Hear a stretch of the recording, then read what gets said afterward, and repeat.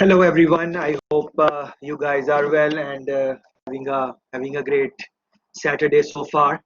I'm having a great one. It is nice and cloudy a little bit and sunny where I am.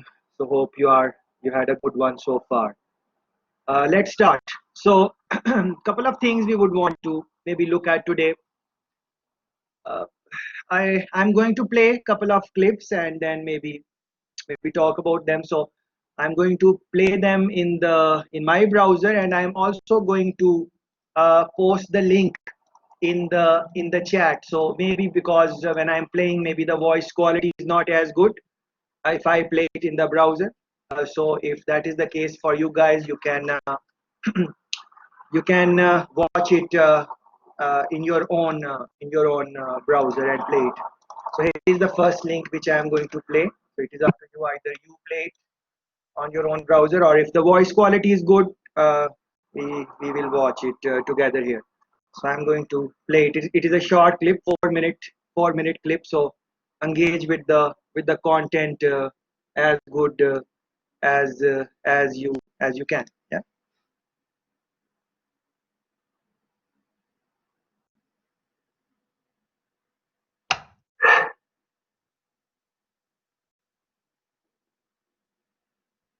You hear something a lot about change, and that is that people won't change because they're too lazy. Well, I want to go to bat for the lazy people for a second.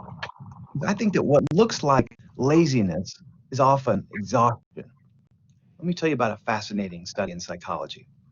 So picture the scene. Some students come into a lab, and it smells amazing. Somebody's just baked fresh chocolate chip cookies. And in front of them is a table, and on the table are two bowls. And one of the bowls has the fresh baked chocolate chip cookies. The other bowl has a bunch of radishes. Now, some of the students are asked to eat a couple of the cookies, but to leave the radishes alone. Another group of students is asked to eat several of the radishes, but to leave the cookies alone. While these radish eaters are sitting there moving on this rabbit food, the researchers go out of the lab. They're trying to induce temptation. They're trying to see, will these radish eaters sneak a cookie? It's kind of sadistic when you think about it. The radish eaters are strong. They resist the cookies. Not a single one of them sneaks one. And meanwhile, as you can imagine, the cookie eaters don't experience the same kind of temptation to binge on the radishes. So, study appears to be over. And then both groups are asked to go on to a second step that doesn't appear to be related. It looks like a kind of logic puzzle where they're asked to trace out a complicated geometric shape without raising their pencil above the paper. Unbeknownst to them, this task was designed to be impossible, can't be done. The researchers simply wanted to see how long they would persist in a difficult task. Well, so the cookie eaters, they try and they try and they try, and they go on for an average of 19 minutes trying to solve this impossible puzzle. The radish eaters, they last on average 8 minutes. Why this huge gap? Well, the answer may surprise you. The radish eaters ran out of self-control. After they were reining themselves in, resisting those cookies, they didn't have enough energy left to rein themselves in to keep doing a frustrating task. And this is something that psychologists have proven again and again. Self-control, in the broad sense of the term, meaning anytime we're really monitoring our own behavior carefully, is exhaustible. That helps to explain some common things we all experience, like when we're at work and it's been a really hard day, and we come home and we're more likely to snap at our partners or to eat more than we should. Now, here's why all of this matters for change situations. Because in almost every change situation, what we're doing is we're substituting new, unfamiliar behaviors for behaviors that are older and more comfortable. And that burns self-control. So think of your morning routine, for instance.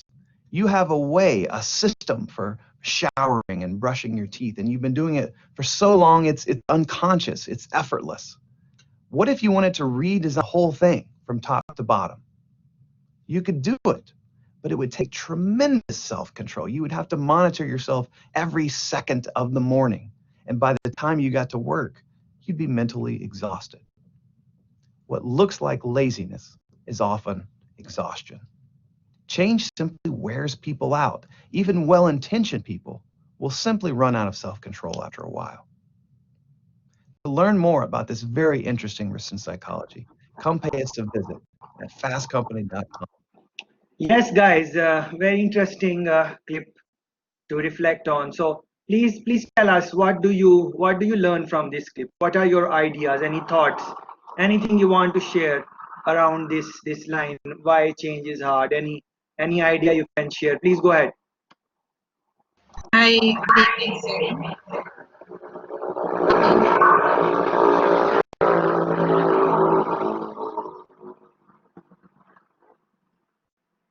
Okay, so I absolutely agree with the video because personally, when I have a long day at work, I'm completely stressed out. When I get home, I really do overeat. So while listening, I did say that I do agree with that video.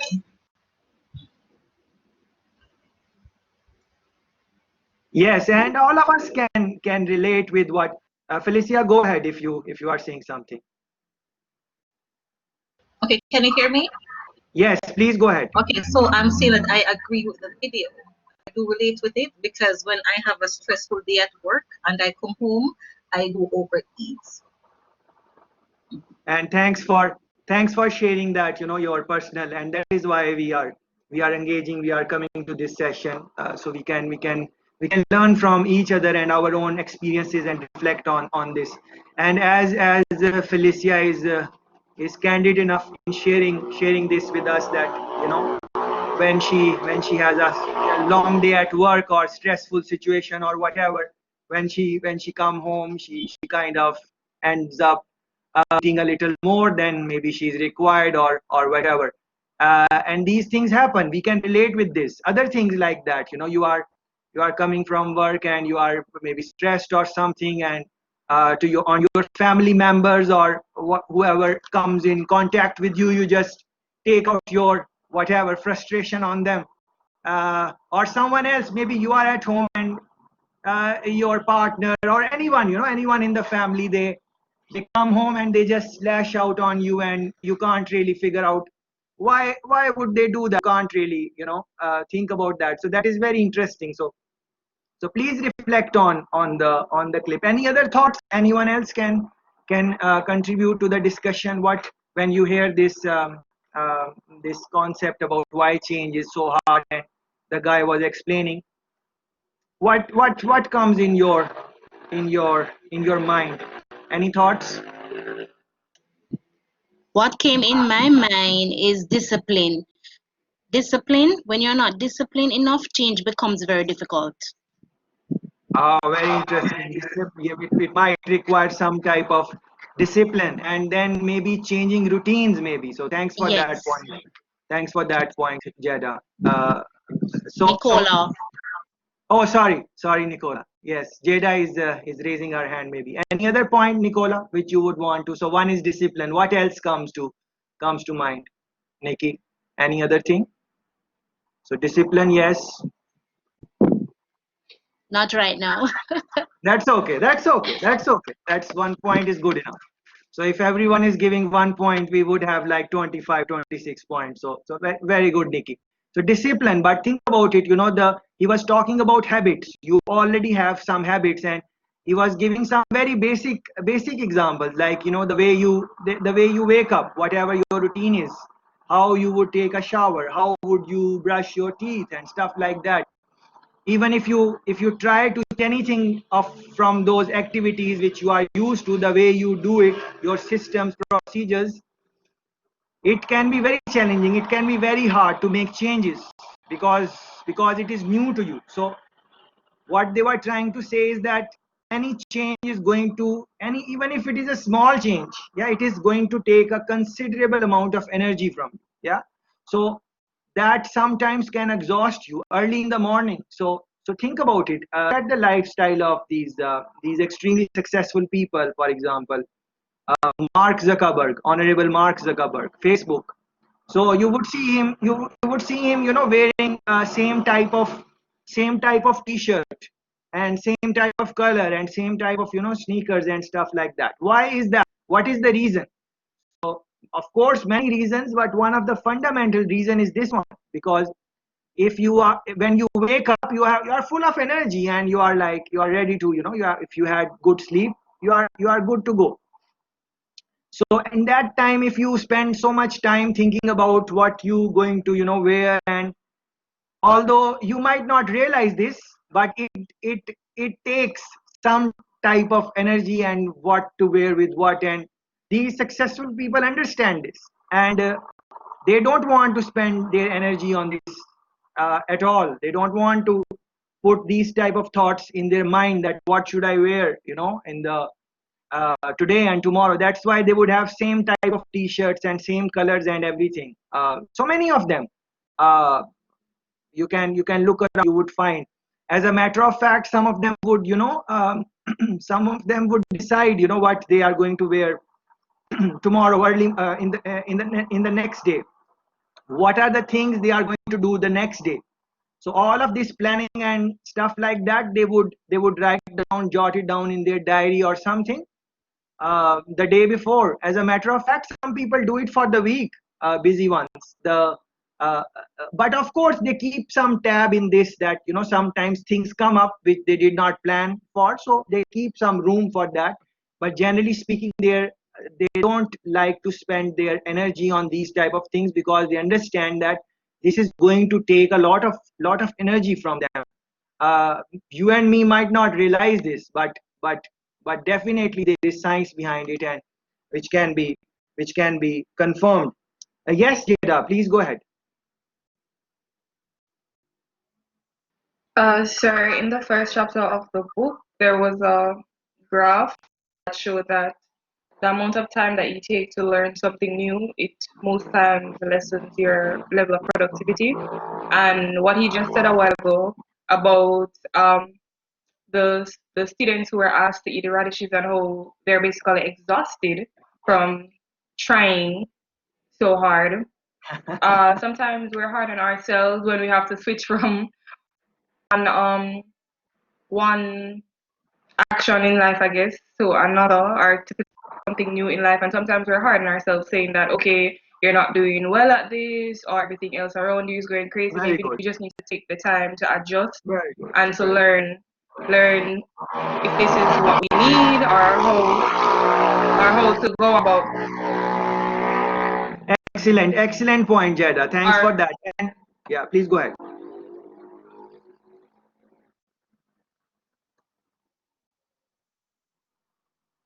Okay, so yeah, very good point, Jada. Thanks for that. And yeah, she's talking about we are being hard on ourselves, and but sometimes we are hard on other people, that we have asked them to change a little thing, which is a little thing for us. Yeah, so we ask someone that, why are you doing it like this? Do it like that. Yeah. So, and for us it is a small thing, but for them it is not a small thing, no matter how small it is, because they are not used to it. Their habit, they have formed a habit of doing the things the way they want to do it. Yeah. So they for them it is very hard. It is, they will have to break their status quo, they will have to break their habits, stuff like that. So for you, it can be very easy to tell someone that, make this adjustment, make this change. Why you cannot do it? I have told you 10 times. Why you cannot? It's a simple thing I'm asking you. Are you, what is going on here? Yeah. So this happens all the time. It happens at work. It happens in our home. We do it with children all the time. Sometimes people would do it. Uh, so we need to really understand this, that we need to, as Jada said very nicely, we need to give some time and something. And the essential point in the clip, I think, if we want to reflect, is that for me, and you will of course have your own conclusions based on your own experiences of change and stuff like that. What I want to say is the same point which the guy was maybe talking about, is that many times we would think that the other person do not want to change, or they are not cooperating, something like that. But maybe it is the reason that they are exhausted, they are tired. So it is not that they are lazy to make the change. It is many times that they have the energy is drained, They were, because they use their energy in other activities, just like that, the selection of which shirt I'm good. These things might sound very simple, very simple, but this is how, this is how energy goes in the day. So that is why productive people who really perform, they are very mindful of that where they are going to spend their energy and where they are going to save their energy. Yeah, all of those things, they are very mindful. Self control, that was a very interesting term which they use, self control. Yeah, so you are used to one habit, and now you are going to maybe making changes in that. So in doing that, your self control is somehow compromised, and that is why, sometimes people just burst off on other people. And another term which they used is very important in ment of change, and all of the things which we spoke about in the last two sessions, and the things we will talk about all the time. This thing is going to come: resistance. Whenever change is going to be there is going to be some type of resistance. No matter how good the change is, no matter how beneficial it is, there are going to be some people who are going to create some type of fuss, no matter what how good it is for the society, for the organization, for the individual. Everyone is not going to like the change, whatever you are trying to do. Even yourself, sometimes you yourself would want to do something, but the resistance would be stopping you from doing that. So for example, I would want to, personally speaking, I would want to quit sodas, Pepsi, Coke, and stuff like that. I would want to quit that, but just like 40 minutes ago I had one, and before that I was thinking, should I have it or not? And I was telling myself, come on, you know that this is not good for you, have it.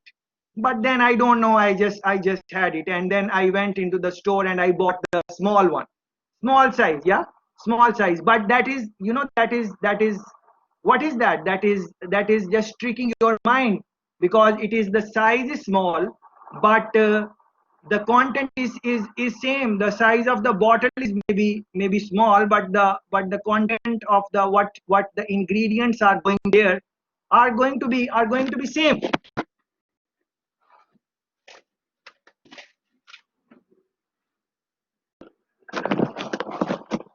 Yeah, so let me just show you the bottle. This is the bottle. Yeah, this is the one I bought. Yeah, so this is the smallest size in the maybe it is not well looking small, but look at it, like it is like hand.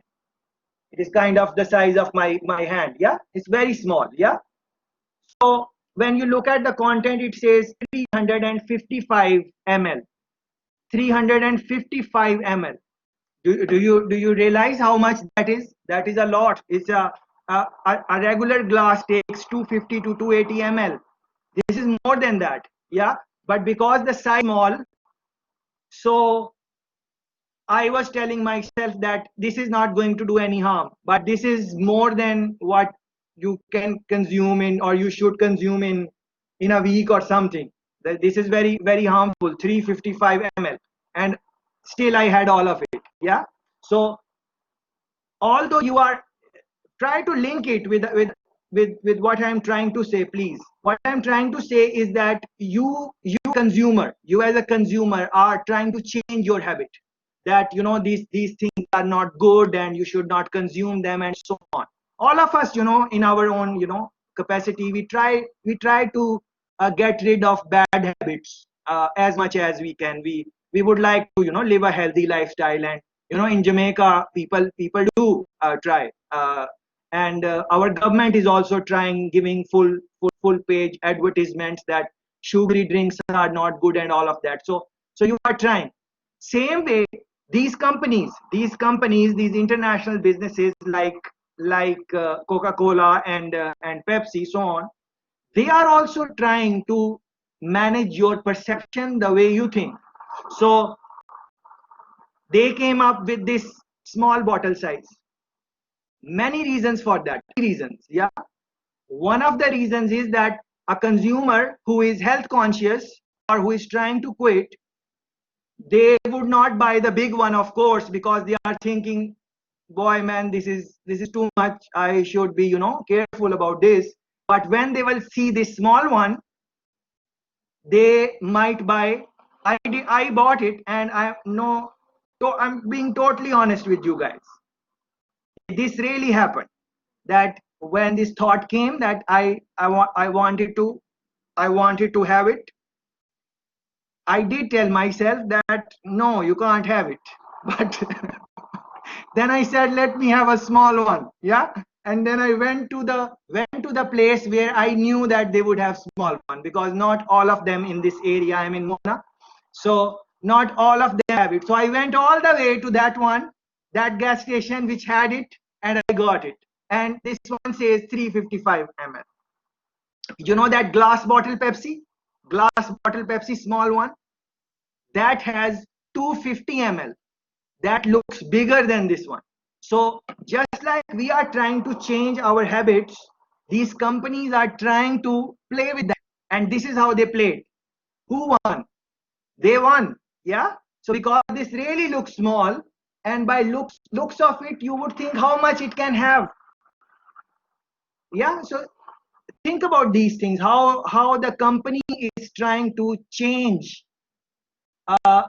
your behavior, although you are trying to quit. So they are bringing you to a smaller thing, but this is not really small. Yeah. So I hope what I'm trying to say makes sense to how you guys think and stuff like that. Yeah, I think it made some people laugh also, but we need to understand what is happening. So this is the example I could come up with, so I just shared my example with you.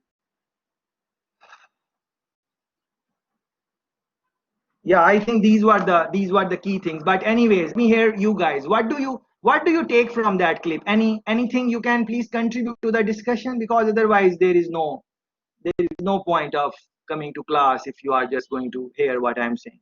Please go ahead. What is the what do you think? Any thoughts, any ideas, any comments? It makes sense, it does not make sense. Anything you want to say, please go ahead.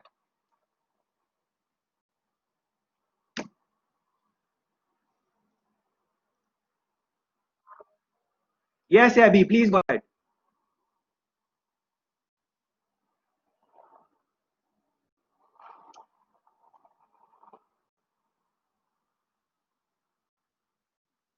All right, sir. Yes, please go ahead. Anyone? Yes, Alicia. Good evening, everyone. All right, so when I'm thinking about changing something in my life, what I do is that because change is extremely hard for me.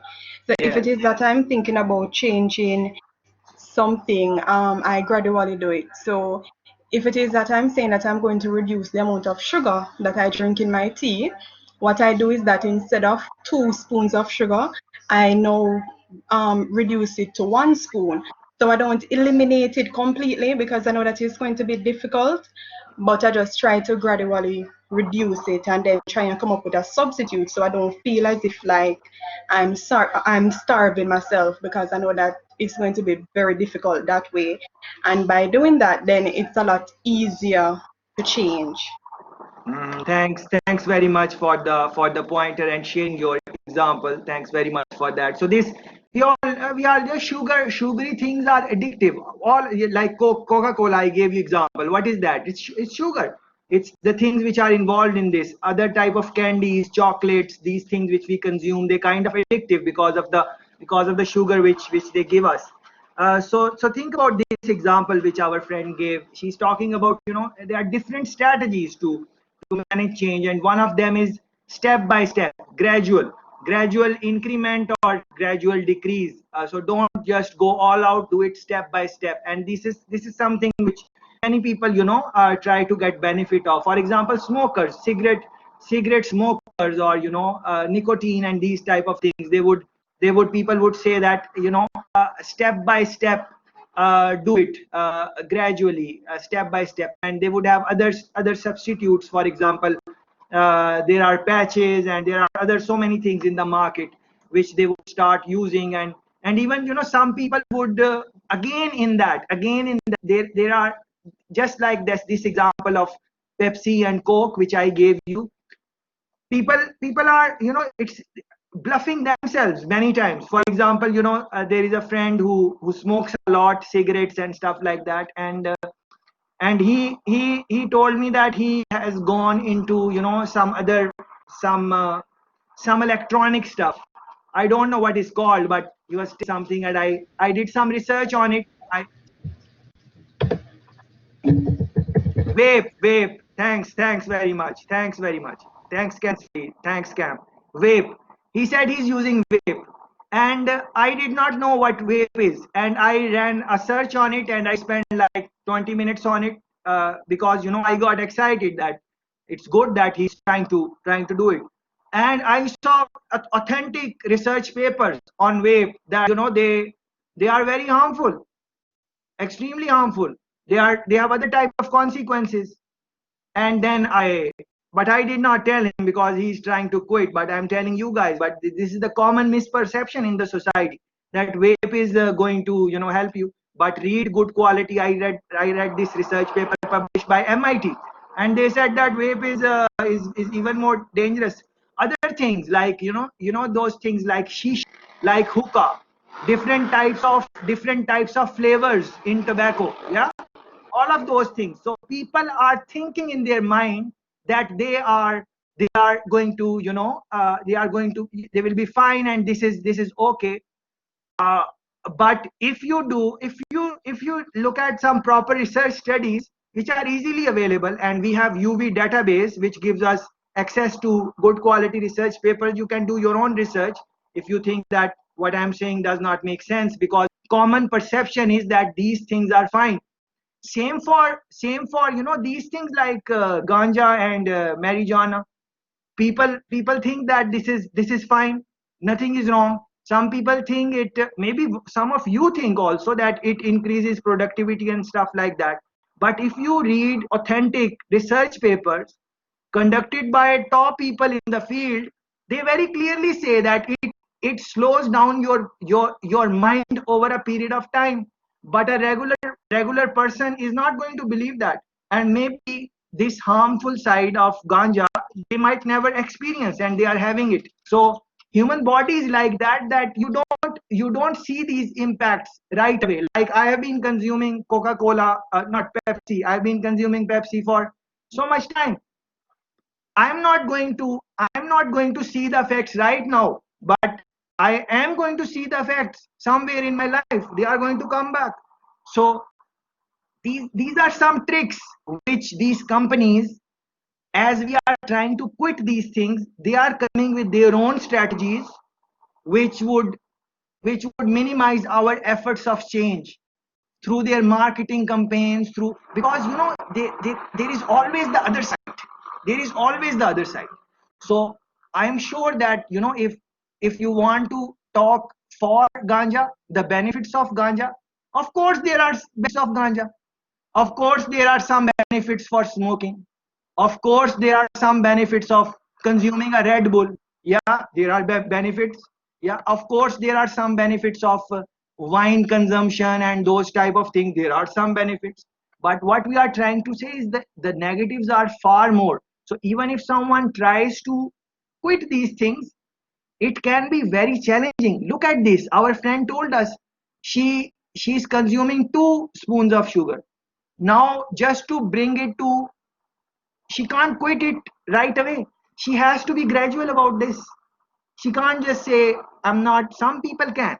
Some people do it right away. Yeah, but majority of us, they cannot take that type of decision. Different personalities are involved in all of this, what I'm trying to say.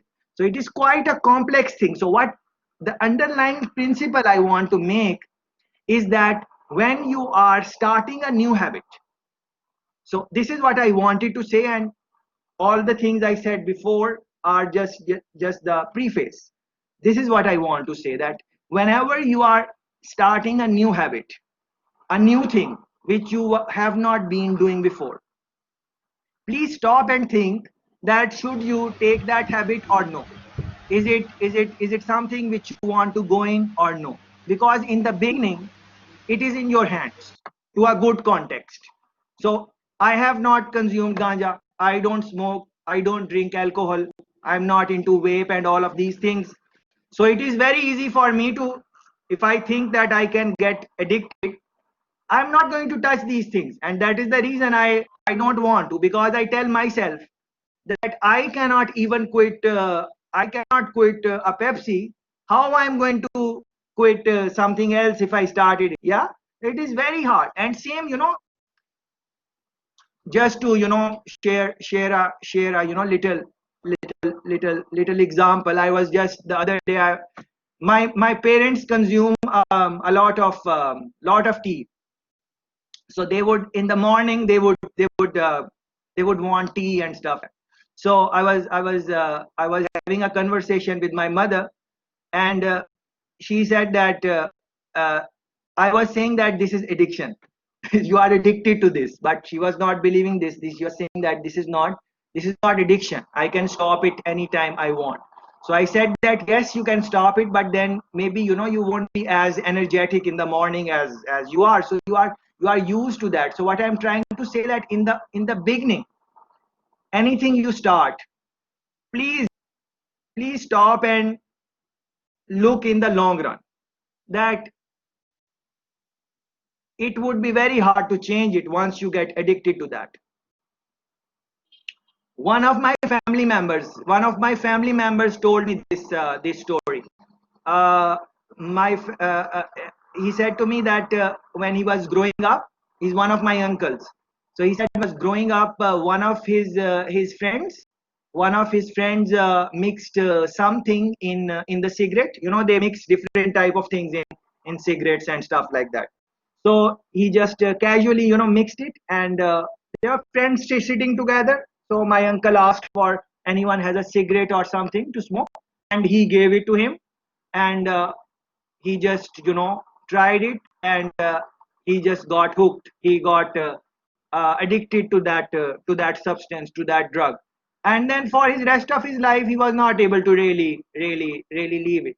So that is the strategy which these people who sell heroin and these type of stuff, this is how they start. They would give you for free. They are not going to charge you. They will say, try it, if you like it, you can come and stuff like that. They won't charge you, because they know that once you start it, and after a while you won't be able to quit it. Now there must be some exceptions to the rule. There must be people who start these activities and they are able to stop it, and that is very good. That is fine. I totally understand that.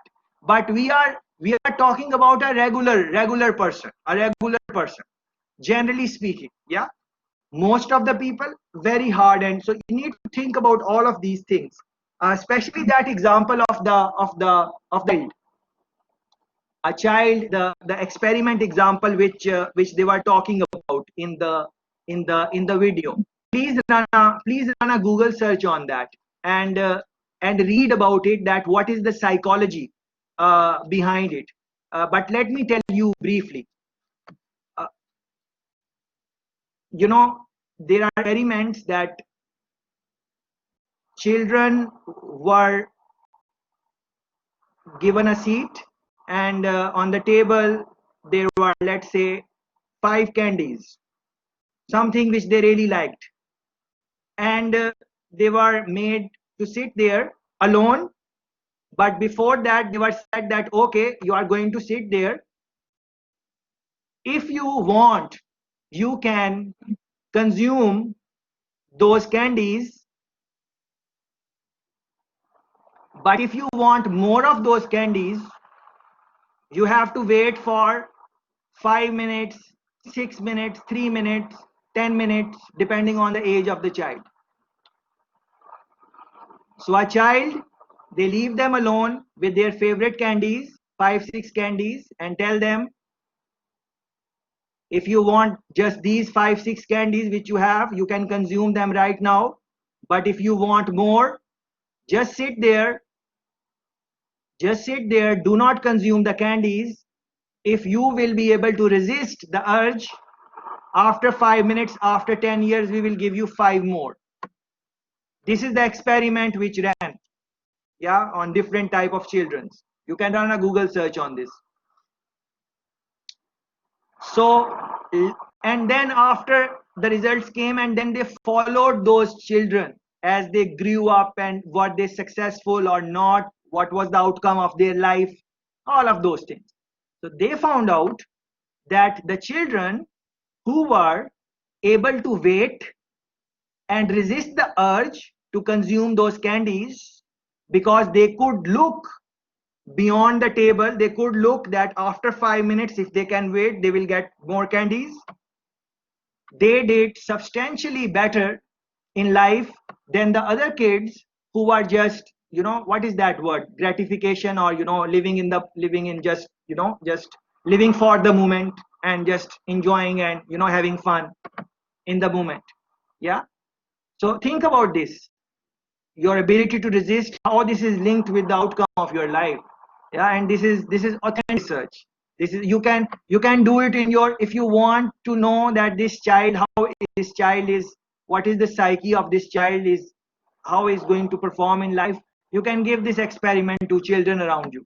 You can give them some candies, and tell them, okay, here are some candies, and they are alone, leave them alone, and then then just after some time, come and see if they had the candies, could they wait for 20 minutes, 15 minutes, or whatever. And you would see that most of the children, they were not able to do that. So please think on all of these lines. That clip which we saw, it is available, all these things are available on your website, you can watch them in your own time, but I wanted to reflect on that. Yes, Abigail, please go ahead. All right, so what came out of the video for me, because he mentioned both psychology and self-control, I thought about the concept of the locus of control. So Very if you good. have internal control, locus of control, you believe you can change your life, you can control the events that influence your life. As for external, no, you believe that external events, say luck, fate, or whatever, Beautiful. control the events that change your life. So I'm Beautiful. thinking maybe in like a company restructuring now. So if you have the internal locus of self-control, so you believe maybe you can take part in the change process, and be involved with it and the company, and be a part of that company change. As for external now, you believe, okay, this is a restructuring, maybe they're going to kick me out, so you've already been defeated before the change even begun, so you cannot be a part of that change process, and you won't work towards a change. That's what came up for And me. thanks very much. Thanks very much. And thanks for using these type of, terminologies, because you need to be mindful of these terminologies. Many times I'm not using terminologies, and I'm just talking about things. But Abigail, thanks for this point. Locus of control, where your control is coming from. Are you being controlled by yourself, or other people are controlling you? Please take a moment to reflect on this. Where is your locus of control? When do you become angry? When you become angry, is it because someone else has said something to you and your mind just went out? Or you are angry because you are thinking that you should be angry in this moment? Nothing is wrong in being angry. Anger is an emotion which helps us a lot to be safe in the world, to for anything. Angry, you get a failure in life, and now you are angry about it. You will work hard. You were born in a poor family, and you are angry about it. Now you will work hard, and you would want to become successful or whatever. So anger is different thing. But this point which Abby is mentioning, locus of control, please stop for a moment and reflect on this, that where is your locus of control. This is very important in change management. The people which you are going to sponsor to manage the change, it is even more important in them, that where is their locus of control. Because generally speaking, majority of us, even those who understand this, they also sometimes lose their temper and stuff like that. This happens with all of us, if you reflect in your own life. So let me reflect on my life, and let me give you some example from my experience. Just the other day, how many days now, 3 4 days ago, I came to work, and uh, some people were complaining about something which I maybe did, and whatever happened, I'm not really sure what really happened. But when I heard the comments, I thought that they are kind of not, they were true. Whatever they said was truth. And I knew that what they said is true about me. Yeah, that is truth. But still, I got a little bit angry. And then, I came in the work, I sat here, but because I was not in the mood to work, so I left work, and I went again, and where did I go again? To this addiction which I have to consume my soda. So I went there, and I had my soda, and I was thinking what really happened. And after like 15 minutes, it took me 15 minutes, and I was perfectly fine. I was laughing after 15 minutes, although I was upset before that, and I was laughing. And why was I laughing? This thing I was thinking about, locus of control. So I told myself that, Tashveen, where is your locus of control? Why are you angry? Because someone said something, so you gave the control to them. So now I know this thing. I have read a good amount of reading I have done on locus of control, good amount, and I understand theoretically speaking. I do understand what it is. I'm sure you guys also understand what it is. Yeah, theoretically speaking. But see what happened practically. What happened practically? I lost the control on myself in one way or another. Now the person who made the comments against me, they were correct comments. They did not lie. What they said was 100% they said correct. But I got upset. Yeah. And they did not say it to me directly. Yeah. Through a chain I heard. So what if we had met each other? It is a big possibility that we might have confronted. I might have said something because I did not like that comment. I don't know that what would have happened. Maybe I would not have said anything. Yeah, we don't know that because that really did not happen. Yeah, but think about this. Even a person who understands this, who is leading a discussion on change management, if I am going to talk about this book, I have read it couple of times. I have seen the top people speak on this. Abigail used the word locus of control. I was able to link what really happened in my life. But this is what I am trying to say. Theory is one thing, practical is totally something else. So to be theoretically sound in change management, don't get impressed, please.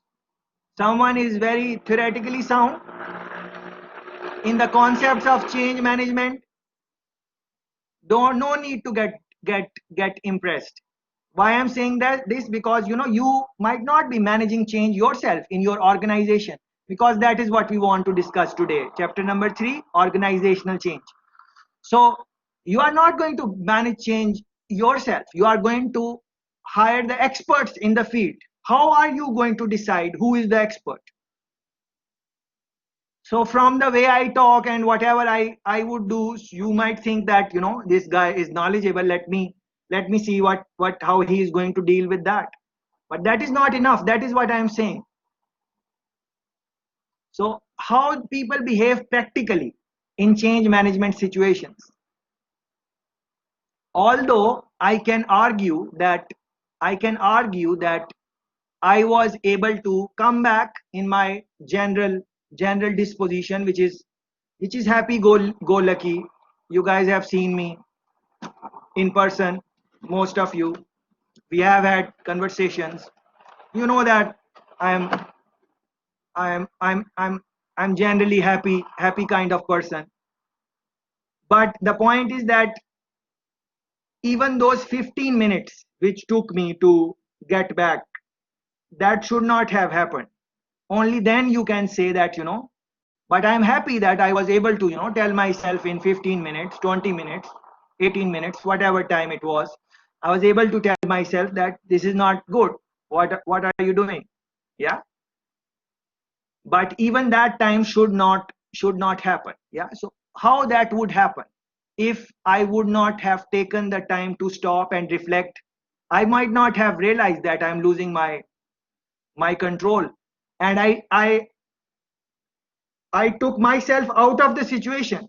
So although I was at work, I very quickly realized that I need to move away from this place, because right now my emotional tendency is something is going on. I did not really like it. Yeah. So I moved myself in the situation, because I understand that if you are in that, like in the house, you have some confrontation, and the person you are trying to confront, they say, well, let me go out, and you say, no, no, no, stay, answer me now. Why did you say that? You are inviting trouble, because the person is already angry. He's not going to listen to you. Yeah. So let the party go. So in the negotiations, these type of books, when you will read, and if O'Shane is there, yes, O'Shane is here. He was telling me once, back when we were doing operations, he was telling me about two books which he read. I had also read those books.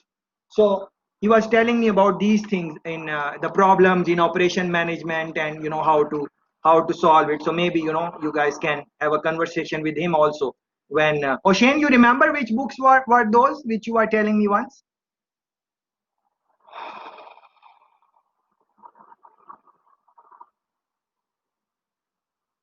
Maybe he's not there. Anyways, I lost the train of my thought, but I think I said what I wanted to say. Locus of control, you need to be very mindful. Yeah, I was saying that you might not be managing change yourself, you must be hiring other people, experts. So you need to really understand where is their locus of control, how do they react to what other people say. Are they someone who get upset with the other people comments? And you know I'm sure you will agree that most of us, our locus of control is many times on on in the outside. Very few have full engagement with themselves, and that is one of the reasons why change efforts fail. We were talking about this. More than 70% change management projects or change management efforts fail. Yeah, these are some of the reasons why they fail, because first of all, it is very hard to change habits, no matter how small they are. And then other people are telling those people that you need to change, why you cannot make these simple change. And then the locus of control is maybe they don't have it, and they kind of burst. And the other example which Alicia was talking about, that learning dip type of example, you don't have, although you would understand that you need to give time and space to people to change and stuff like that, but the issue is that in organizations you don't have that much of a time. Many times you need to meet deadlines, you have to do things. Yes, Daryl, you want to say something?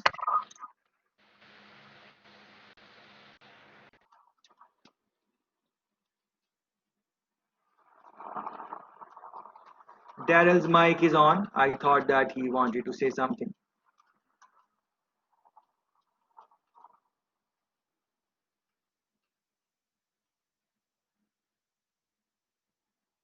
I again forgot what I was saying. You know why? What is the reason? It is because of the consumption of sodas. Yeah. So please, young, if you have control on any young people, your brothers, sisters, and stuff like that, don't let them consume these type of things, because even fast food, that you get addicted to that.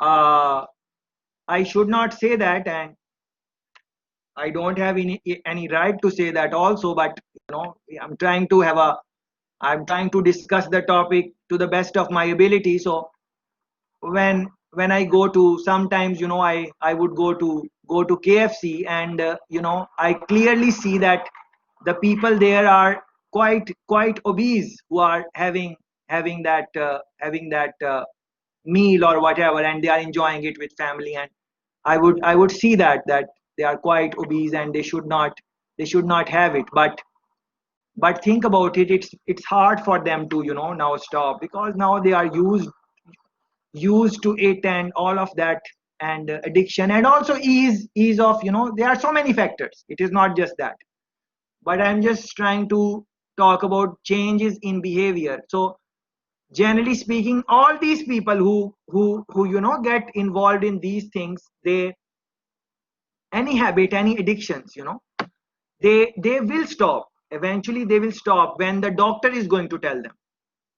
So when the doctor is going to do the checkup and they will say, oh, your this is going out and your this is going out, and you might die if you consume it too much or whatever, then maybe sometimes people would try to stop it. But generally speaking, what I'm trying to say, that habit formation, if you have not started anything yet, you plan to start it, think about the consequences, because once you start, you might not be able to stop. That is one thing, generally speaking. And the second is for the children, young ones, you have to be mindful of these things, because sometimes we let them have these things and we say nothing will happen. Yes, nothing will happen right away, but anyways, you need to think about all of this. Maybe I have exaggerated a little bit, but I think that is fine, no problem. Okay, so that test I was trying to explain you about the children. Let me run a search and maybe show you, maybe at least maybe not the clip, because we don't have, I don't want to show the clip and stuff like that, but yes, this is what it is. Yes, you can see it on the screen now. Marshmallow Test. See these children? See how this children, the first child has his hand on his head, and how worried he is, how tense this child looks. And that is the test he's taking. He's alone in a room and candies are there, and he has to wait for like 10 minutes and stuff like that, and now he cannot think what should he do, because that urge is coming that he should consume it, but then he's confused that if I wait for this much time, I will get more. So now look at his face, what is it? And look at this third one. This girl is kind of playing it with and eventually I think she is going to eat it. This is quite interesting. Look at this girl, look at this girl. Yeah, so you would have to play these ones and do hear this talk. Jordan Peterson is wonderful. So, but you don't have to watch all of them. Just when you have a little bit of time. This is the study, Marshmallow Test they call it.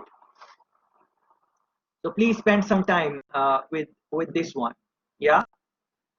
Another clip which I want to show you again. I'm going to play it here, but I'm also posting it in the chat.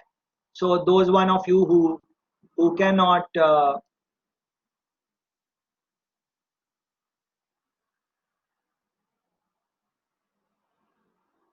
yes, Daniel is telling us that recent studies suggest they are linked to cancer. Yeah. So generally speaking, you guys were okay with what I was saying, generally speaking. So thanks for that.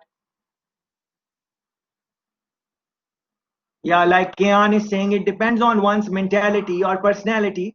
You can have control over self, but not the environment, and this can cause either a negative or positive reaction. Yes, many times you have peer pressure. What is that? You might have, some children take peer pressure, some don't. Yeah. So think about these pointers as our friends are, but I'm going to play the clip in my browser, and but I'm posting the link here also. So wherever the voice quality is good, you can watch it. It's a short clip, 3-minute clip, but please watch it carefully, and we would want to have a little discussion, and then I want to go to organizational structure change with this background which we have established. I have a tip for experience. In a change process, you will always find around you some people who basically always say, no, no. And they really strongly mean that. These are the guys that resist to the death. We have a tendency to try to pull them in, to co-opt them into the process, to work away and change their minds. And my tip is forget it.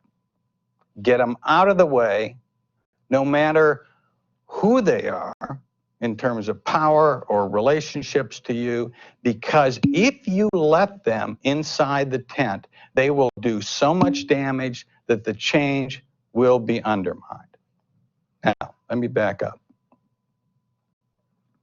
I have yet to see a major change go on in a company or a government organization where you don't find at all levels some people whose reaction to any new strategy or idea is no, no.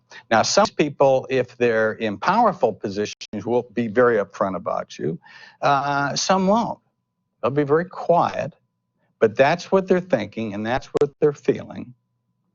And the tendency that I see all too often, and that I think I would have done myself 10 years ago before I saw through studies the problems with this, is to say, if only we can spend a little bit more time with George here, we'll win him over.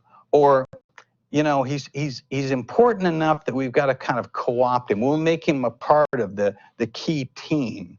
And if we pull him in, eventually we'll work him down. He'll feel some ownership with this program, and that'll take care of that.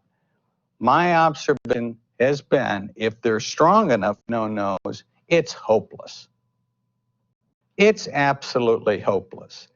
And the only alternative you have is to get them out of the way, distract them, keep them out of the way, because the mischief they can do is almost endless. Mischief, for example, in just smiling at you and say, yes, yes, but then going behind because you don't pay attention to them anymore, and doing things that undo changes you've made, talking to groups over here saying, you know, this is a little nuts, and beginning to win them over, of promising to do something, and then, oh gosh, I forgot, or I had this other priority, and it slows you down. The mischief they can create is just about infinite. I think most of us don't like the idea of saying, he's hopeless, we got to get him out of this and keep him out of this somehow. I think most of us don't like that. But I think in cases of significant change, when you've got the no-nos around, that's the only solution. Really, the only solution. Yes. What do you guys think about this? This is he's the top guy in the field. Harvard University professor, written a lot of books on the topic. He's a very good authority on the subject matter. His name is Professor John Cotter. Yeah. So this is what you heard him say. What he wanted to say. So, but please go ahead. What do you think about what he said? Any thoughts? Any observations? Any comments, please? Sir, I agree with him because I'm a bit of the troublemaker in regards to I don't like change, and I can see myself doing exactly what he described. Thanks very much. Thanks very much, Rose. But think about this. He think about in our life also. Like, it is uh, generally speaking. They say cooperate with each other, bring people on board, win their hearts and minds, and try to together we stand, and that type of mentality is there. So think about that in the context which he's trying to speak about, and maybe reflect a little bit, if you can. uh, it's quite a challenge. So couple of things he mentioned are quite controversial also. Like he's saying no matter who they are, no matter how influential they are, whatever they are, don't worry about that, just get rid of them because they are going to maybe do something which is going to sabotage your change effort. But anyways, can do you have any experiences of this, this type of, people are, coming and they are smiling when you meet them, but behind your back you don't know what is happening, or anything on these lines? What do you think? Any comments, anything you can share with us? Any experience where you were taken out of any team because of what he's saying, or you guys kicked out anyone else in the team and stuff like that? Melissa is saying I'm inclined to agree to some extent. It would take too much time to try and convince the person that the change is or will be effective. Yes, so but Melissa has made a point that to some extent, yes, maybe not fully. So see, this is the reservation. If you listen to John Carter, he is fully in support. But if you look at our other friends, because we want to be likable also, we want to be liked by other people. If we would start putting people out of the team because of this behavior which they have, they will not like us, and we can have, that type of word of mouth against us, that this guy is not is not very good with working together, and he does not spend time to explain things and stuff like that. So but my personal experience is that in it depends on your yes, Denny, please go ahead. Um, Tashfin, I was thinking about it in regards to, so he said there is the possibility that you can try to win over the person. And then because you're not sure of what the person will do when you're not paying attention to them, it's easier to just get rid of them. But it creates a domino effect because one, if it is that the person doesn't necessarily agree with you, but they're not going to go out of their way to try and hamper with your decisions, what you do is that you set a tone for the rest of the employees. So if it is that they see something that will genuinely harm the company because of how you would have dealt with it before, they will withhold information from you and it ends up harming the company. So you have to be careful how it is that you go about it, because there's some persons, yes, they may not agree with what you are doing, but they won't necessarily go out of their way to try and change what you're doing. Yeah, excellent. Thanks for the point, Danny. Really appreciate it. Good one. Please reflect on what Danny is saying. Quite an interesting thought. Yes, next one. Who is next?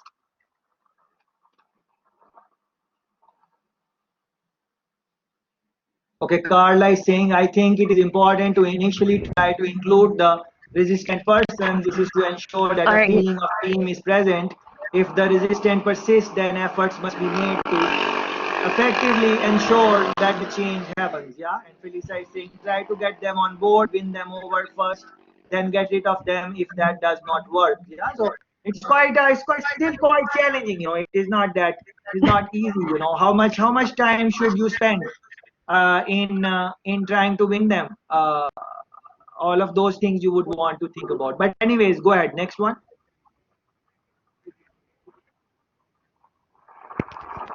All right, so I do agree with both Daniel and Carla. The thing is this now, when you were saying that you want to be liked, you cannot, I don't think you necessarily need to pay much attention on the whole you being liked factor, because if it is where you see, depending on the whole strategic vision that you have, you see where this change is going to be effective, and yes, and everyone else is on board, and you have this individual that is there, you don't concentrate too much on the like factor. You get that individual out of the way. So there's a up and a down to it, but I wouldn't really pay too much attention on the whole you want to be like thing. And it happens in group work because you have different persons in the group, different personalities. Everyone is different. Everyone will have their own ideas. And not every idea that you come up with makes sense. And you may have one particular idea that you're seeing where it makes sense. You can find information and all of that. And then now to try and convince one individual that, hey, this makes more sense, it will take too much time. It will hamper everything. And it may cost you the presentation if it's a presentation, or it may also cost your grade. So you cannot concentrate a whole lot on the whole like factor. If you have to get them out of the way, then you get them out of the way then. Danny, you want to say something? Your mic is on. So okay, thanks. So Melissa, you said that you said that's okay, Danny. So Melissa, you said that likability is we should not be thinking about likability. Is that what you said, or I misunderstood you?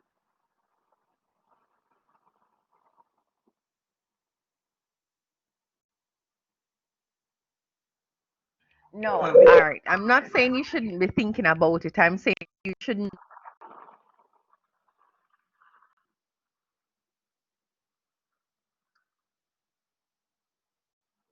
Okay, I think we have some issue there, but yeah. So, but look at this one. Kian is saying favoritism can affect ability change and so on. Very interesting. I would really want to take Melissa's feedback on the likability thing which she mentioned, because I think that is interesting point to think about. But this group work which he was mentioning, of course, this is for you guys. If you are the group work which you guys do for your degree, these issues are there. Who you going to form groups with? Who are the group members based on your past experience? And if this experience is not good, you might not want to work again in group. Yes, you will say hello, hi, and everything, because it's a small cohort. You don't want to fight with each other, and that is not the spirit which we have in our small weekend school community. But you might not want to work closely. With some people. So all these issues which you go through in group work, that is a good one. Melissa, your mic is in a better condition. If you could comment on that likability thing, we would appreciate it.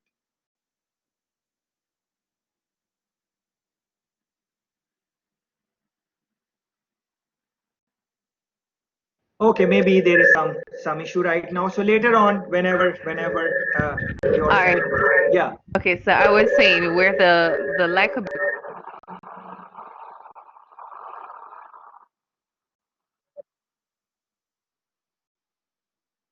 Okay, Carla has commented on that as we are trying to connect with Melissa. Carla is saying being liked is secondary to effectively achieving any goal. The company need for change is most important. Achieving the objective is the primary goal. Being liked is not very important. So Carla is straight away, she's saying that being liked is, and Carla has good experience, as you guys know. She has been working for some time, and you guys know that she has work experience. So it is not that she has not lived a working life, and she's just a student. Okay, I'm not really thinking. Well, can you hear me? Yes, Feli, please go ahead. Okay, I am not thinking about being liked. I'm just thinking about maybe creating bad blood. So that's why I would say spend a bit of time first. Try to explain your side to, let's say it's just one person who say no. Try to Yes, explain your that person. Maybe you may just end up getting them on board. But just getting rid of them just like that may just create bad blood. They may come and try to sabotage you, that kind of thing. So just try first, yes, get the person on board before yes, you can rid them yes. just like that. Interesting point. Interesting point. Please reflect on please reflect on these points, which are quite varied and quite interesting. And that is the beauty of business environment, that everyone is going to bring their own strategy. So think about it. There are so many things depending on other things, and everyone who will be in that situation is going to react very differently. So there is no right way. To be honest, there are some ways which are more risky, some ways which are less risky, but that is how it is. uh, you guys, so okay, Melissa is making a factor that she's making the point that likability is important, but not a major factor. Yeah, not a major factor. I want to tell you guys something, and then you can have your own results from that. Whatever I have said or I will ever say in my life, it is not binding on you. We are just sharing our thoughts, and you can decide whatever you want. Okay, Shama is saying, I think we should contextualize our discussion because there are certain jobs where likability is number one. Look at politicians. Very interesting example. Yeah. So I just told you the thing which happened 3-4 days ago, and I came to job and my work, and I some people told me what is going on and what the other persons are saying, and I told you that what they said was 100% correct. They did not lie. Whatever they said about me is 100% correct. But I did not like it, and all the things which I told you, that I got a little bit upset, and then after a while I told myself that there is no point. Like, why you are be reasonable? Come on. What is the point of all the readings and something if you if you cannot apply it? What is the point of reading? And I was laughing after a while and stuff like that. Later on that day, I had conversation with my mentor. Yeah, I had a conversation with him, and I did not plan to tell him, but he just asked me that anything new, anything exciting, what is going on. So I told him that this is what has happened. Today this has happened, and this is what happened. So what he said to me. He said, the people who whatever they said, first of all, you like it or not, they were truthful. That is something maybe in your personality which you need to change. So first you need to look within, and you need to improve yourself. First of all, that is one thing, because they did not lie, or they were truth. Why did you got upset? There is no point. That is one thing. And second thing, he said that, Tashfin, your ambition is to do this, and your ambition is to do that, and you are thinking about that. I want to do that in my work environment, and I want to do this, and all of those things you tell me all the time. So if you are really serious about what you say, can you afford that people don't like you? Because if they don't like you, one way or another, you might start something, and maybe they are in charge of that or something like that. They are going to stop it, not because you are not competent, not because you don't know what you are doing, just because these small things. So a person who wants to do interesting things in the organization, my mentor asked me, can he afford to have these type of things? He said to me that, as you heard that this is the thing which they are saying, why did not you just go to the person's office and just tell them that, oh, I'm sorry about this, you are right what you said, and I will try that this does not happen, because what they said was correct. So what is the problem? What is the problem with your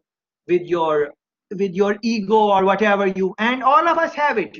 I am just the one who is coming on the camera and telling you guys look in your life. and you are going to find these type of examples in yourself and people around you. Somewhere in life you are going to find these type of examples. So I said yes, he's absolutely correct what he said. Yeah. So these now very interesting conversation that in these type of things, when is likability, how important is likability? Well, it is not important, because if you are doing the job, why should you care? But on the same hand, you might have to care, especially in the context of our little Jamaica. Everyone knows everyone, essentially speaking. How far other people are from us, 3 degree, 4 degree. Someone is someone's friend, that friend is someone else's friend, that is our friend, or something like that. If not friend, by friend I mean acquaintance, or some type of connections come.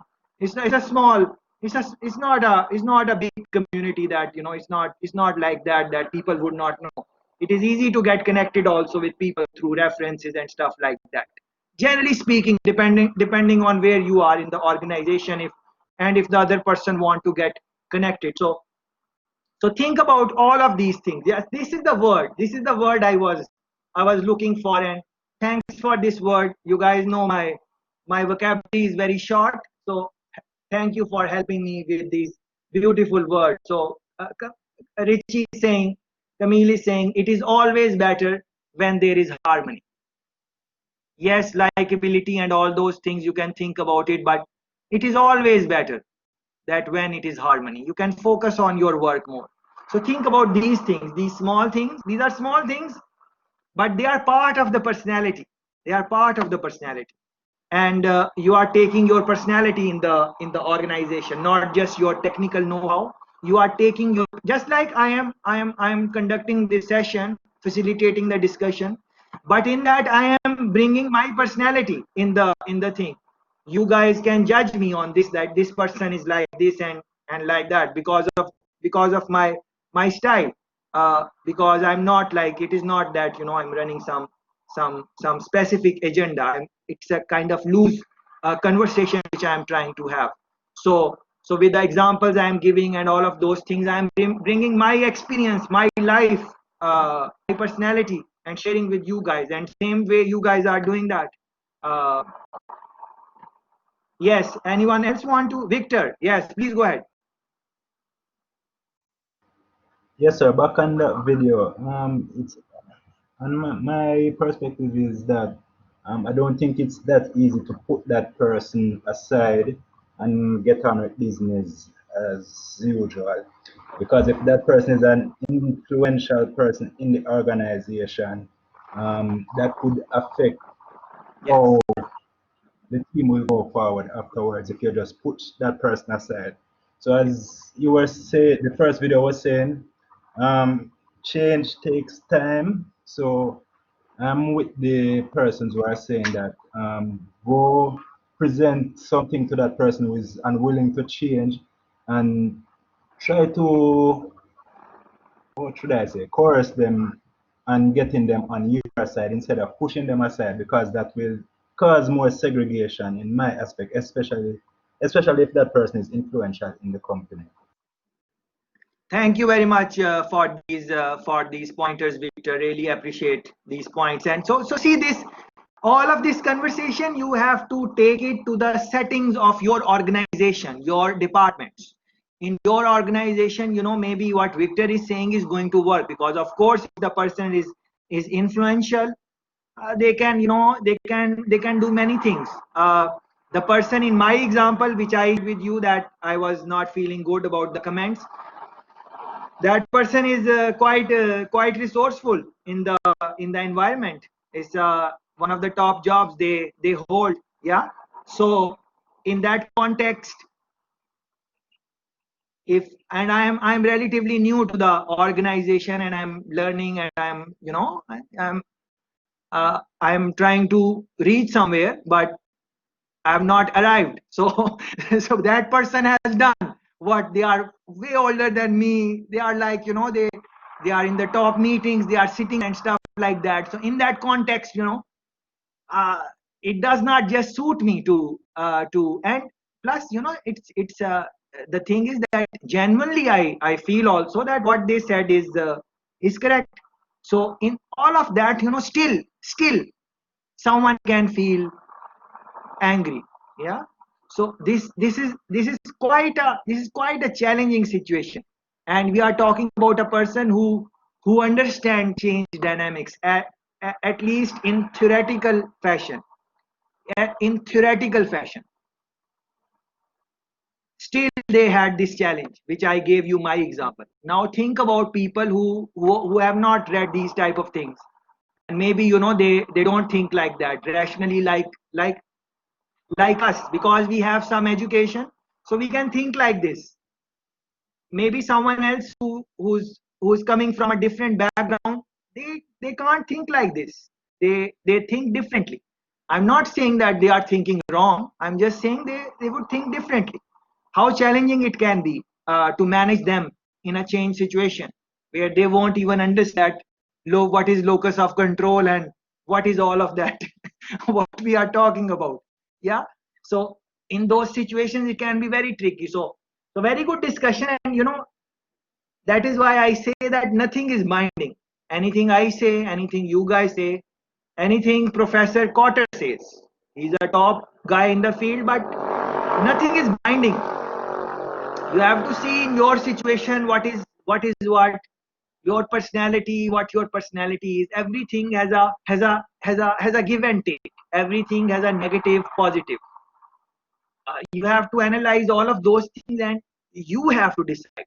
And that is the fundamental point which I wanted to make, that you had to decide in change, all type of change initiatives. Last decision should be made by you, not by the experts, because experts can give you theoretical knowledge which is correct. They can give you models, they can explain you the dynamics and positives and negatives.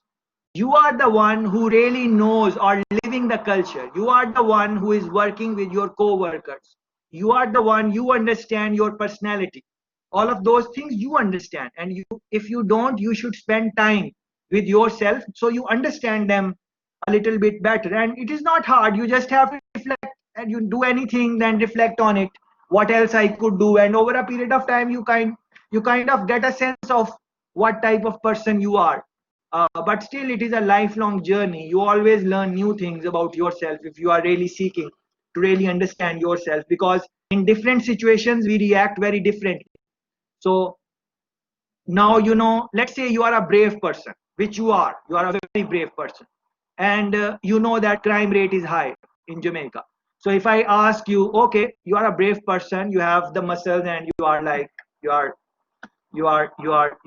in good shape. So if a gunman comes and put a gun on you, what are you going to do? So in this environment, you might say, well, I'm just going to, slap him on the face and this and that and whatever. This is what you are thinking. And maybe you will do it like this. But when this will happen in reality, God forbid if that happens, but I'm just trying to, communicate the thought which is in my head. When this will happen in reality, then it can be totally different mind game. Have not you seen very brave people who are very, very like, very solid people, but when there is a real fight, they kind of step back. On the other hand, have not you seen people, the very, very like, they feel they don't have any energy and anything, but a fight comes, and they just, they just they are just all over the place. like in a fighting, they have the fighting spirit.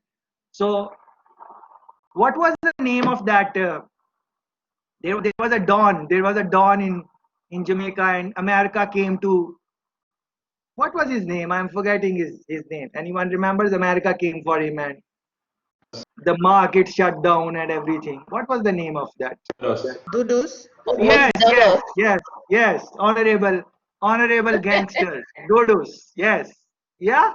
So when I read about him, I said, "Wow, man, this guy has good control in the community and stuff like that. Who is this guy?"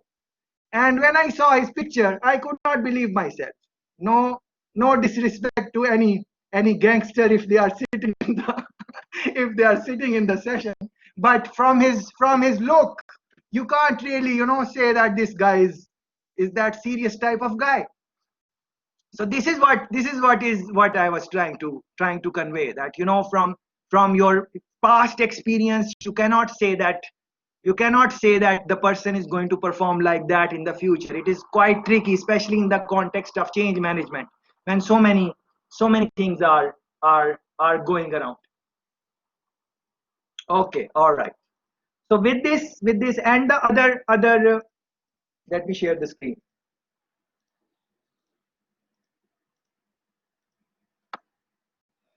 So we briefly tried to talk about some of the things which I really wanted to talk about. It is just a pity that we are not in person.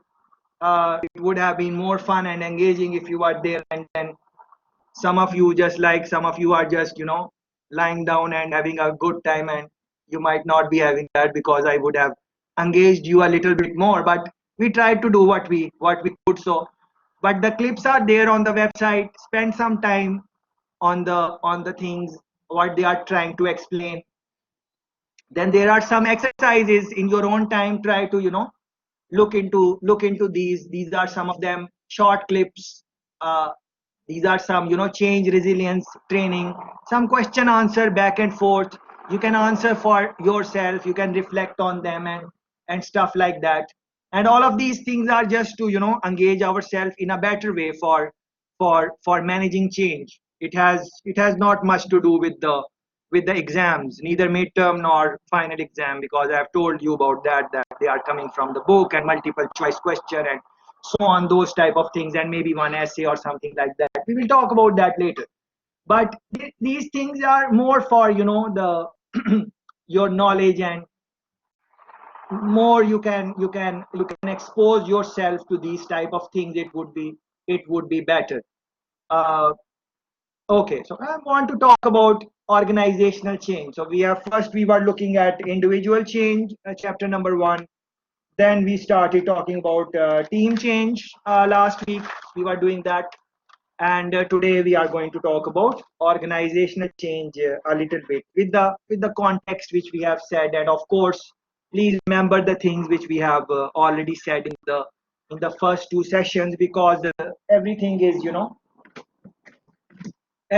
linked, and you have to make useful connections, and from your own experiences also, at work, uh, and your observations, you need to reflect on these things, and try to find out your own way of organizational change. Yeah. So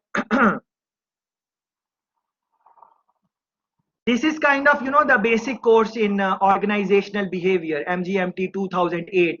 Yeah, you are supposed to do that already. Yeah. So all the things which you have studied in organizational behavior,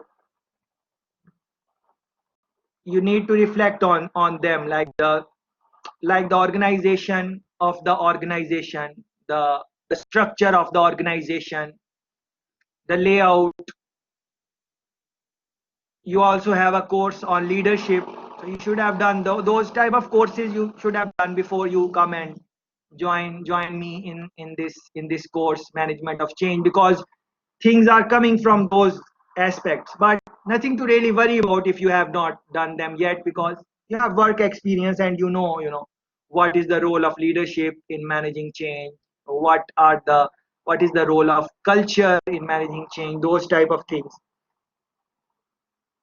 So to begin with, you would want to reflect on how your organization really works. What is it, for example, you guys mentioned that in some type of organization, likability is important. Even for promotions, two people have same skills, same type of qualification. One will get promoted, the other one will not get promoted. Why? Because maybe the one who got promoted, he is good in the job, and he's also he's good in networking also, and stuff like that. So those type of things you would want to think about. And these are some reminders from organizational behavior class, how organizations really work. There are different ways. So, for example, Morgan identifies 8 organizational metaphor. Is an organization working as a machine? Is it working as an organism, as a brain, as cultures, as political system, and so on? You can look these up, but these 4 are, I think, more important. Very likely that some of the multiple choice questions will be from these also, like, you are given a situation and you are asked, is it machine, is it political system? And think about it, how machine works. Machine is very systematic, one step after another, very methodical. That is what they mean. As a machine, organization working as a machine. If you miss one step or something like that, what happens to the machine? Machine can break down, machine can give you problem. That is what they mean. I mean, on the other hand, organism, or how did organism work? You need to think about that. On the other hand, political system, networking, and all those type of things, you would want to think about. You would want to think about that. And they have given some examples also, as they explain.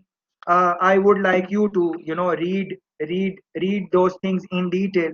And please let me remind you that yes, these discussions which we have and so on, these are very good to for to understand change management. But this does not have to do anything with the, very little to do with the examination, because of the nature of exam, multiple choice question and stuff like that. Either you are correct, either you got it, or you did not get it. There is no like in between type of thing. So for that you need to read the book chapter. So please, I hope you guys are reading the book chapter, and trying to prepare yourself for that, because before we know, we would be dealing with the exam. So all these details, like what are some of the, at least the bullet points which they have. Organization as machine, these bullet points. Each employee should have only one line manager. Labor should be divided into specific roles. These type of things you look in detail in organizational behavior. So please look into these. For example, organization as political system. What are the bullet points? You cannot stay out of organizational politics. You are already in it. Yeah. So no matter which the organization is, some type of politics is going involved. What is politics? Likability. Some people favor this group. The other people have their own group. Friendships. You know, taking care of your own cohort, trying to all those things. This is part of any organization. Yeah, no matter in which country they are. So these things, please, in your own time and space, slowly and surely start looking at these. Table 3.1. Yeah, please make note of that. Table 3.1. That kind of sums up all of these metaphors. This one, 4 different approaches to change process. Yeah. So how change is tackled in machine, who is responsible in machine, and some guiding principles. Yeah, they will kind of give you some type of idea what are the differences in them. So essentially, it is nothing is hard in this, but you have to read it. Yeah. So it's a simple English. Collaborative, for example, one system is more collaborative, another system is more individualistic. In one system, you are thinking about the likability and the other things which I was talking about. In another system, the organization is set up in a way that a lot of merit is in it. So yes, it is good if you can have it. If not, but I really like that line of Camille Richie. It is always better when there is harmony. Yeah, I really like that point. It is always better. Yes, you can have quarrels. You can stand on your point of view. You can have no flexibility if you think, but there is no substitute for a place which is harmonious, which is a small community, and and all of all of that. uh, yeah. And let me add one more point. The the intermediary, the person who came to me and told me that this is the problem and stuff like that, they were at a manager level. Again, that post is higher than me. Yeah. So the person said that when they told me this happened, and I asked them what is the consequences if I don't do this thing, which whatever it is, if I don't make the change, what is the consequences, what is the what will happen to me? Because I was really in that frame of mind. So I asked them, tell me what is going to happen. So the manager smiled and he said, nothing is going to happen. It is just a small, we are small, it's just not many people are here, especially nowadays because COVID is also here. So he said not many people here, it is good to be, he used some words which meant same as harmony. Yeah, so it is a small community and nothing will happen, but it is good to have good relationships and stuff. And then I said, yes, it is, of course it is good. So use of words in these type of situations when you are trying to convince someone. What this I think negotiation, how good you are in negotiations, I think that has a lot to do with becoming a good change agent, or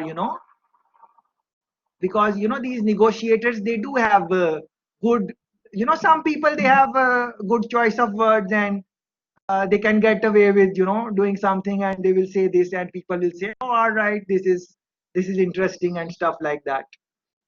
So I think that is what is really useful in change management, especially when people are going to resist you. Because in that situation, the example I gave you, although they were correct, I was trying to resist them. And resistance at a level where I asked that, okay, if I don't do it, what is the consequence? This is I'm asking to a manager.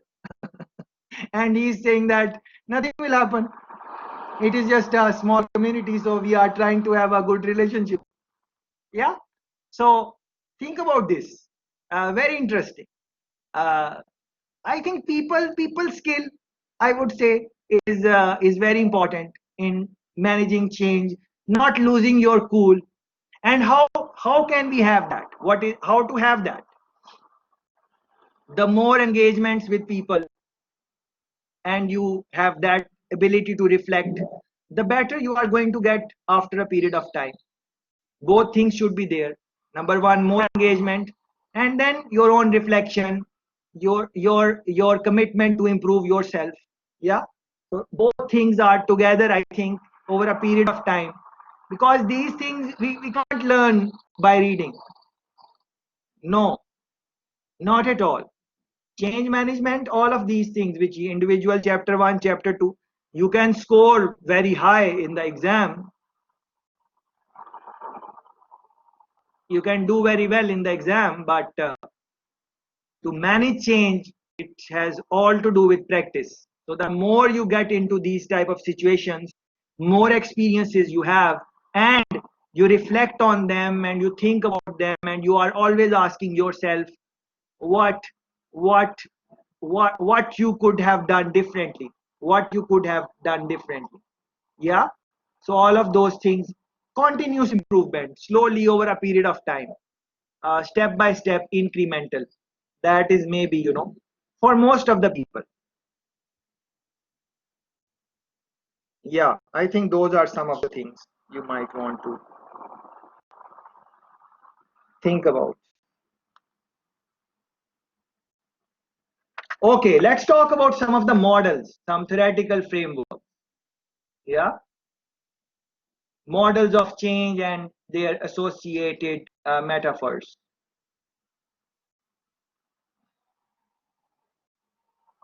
These are the models, and we are going to briefly look at, as I was telling you earlier also, there are like 25, 30 models, different type of models, but this is a good diagram. Please keep it in your reading.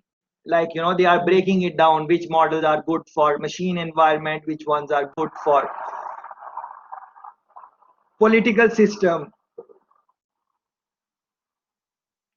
which ones are good for organism and so on, but they can be interchanged. It is not like it's not that black and white as they have mentioned. So they are recommended to be used like this, but depending on your situation, sometimes some aspect of the model you will use. In some situation you might not want to use whole model. So those things. But anyways, let's talk about the more important thing, which is the models. Yes, guys. Okay. So first model we are going to talk about is Levin's model, Kurt Levin's model. Yeah, it is a 3-step model. Yeah, very simple to understand and very very important. Yeah.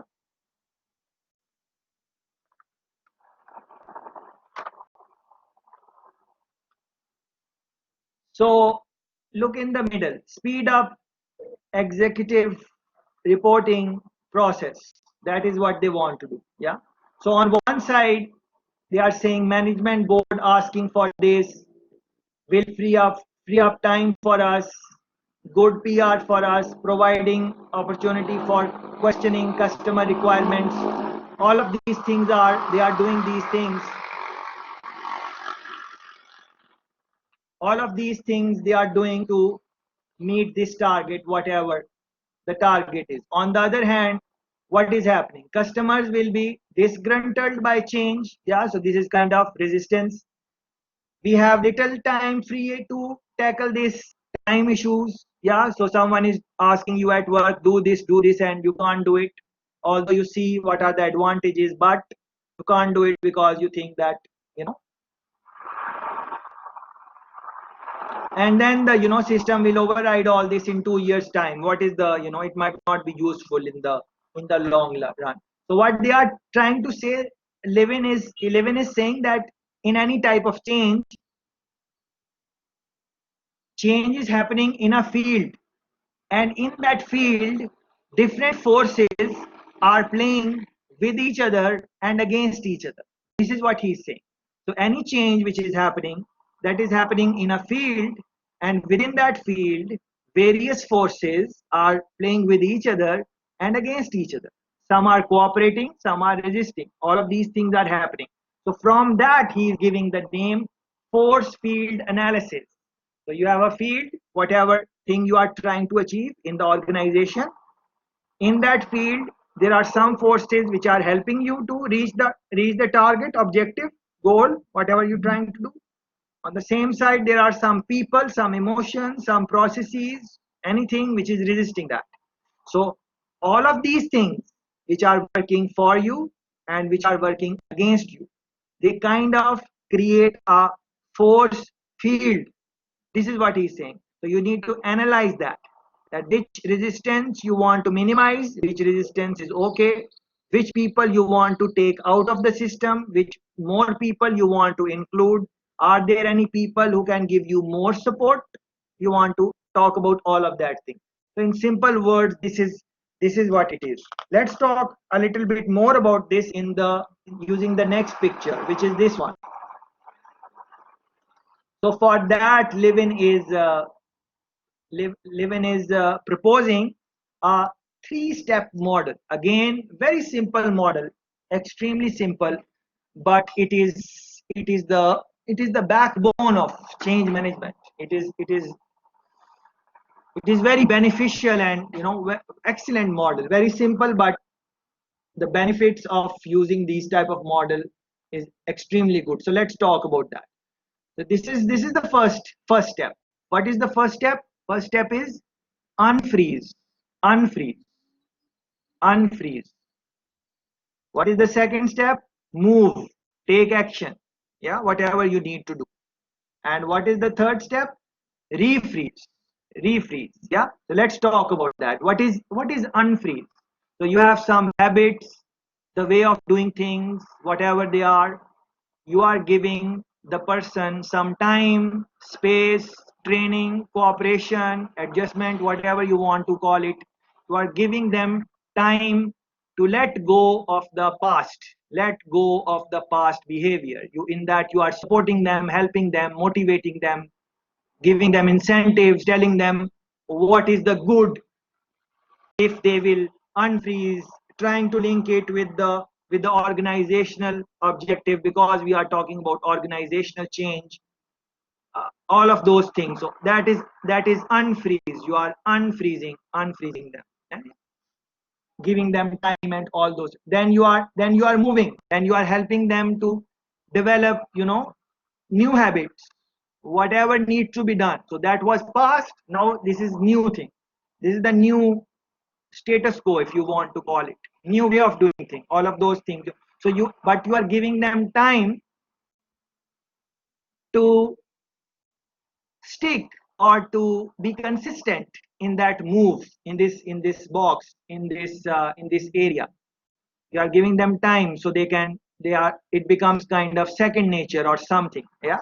And then once it is, they are doing it for some time, then you are refreezing. So whatever they have learned now, after some adjustment, after observing that, okay, you are happy with the new way of doing things, then you give them time and space and support to refreeze it, so that once it is refreezed,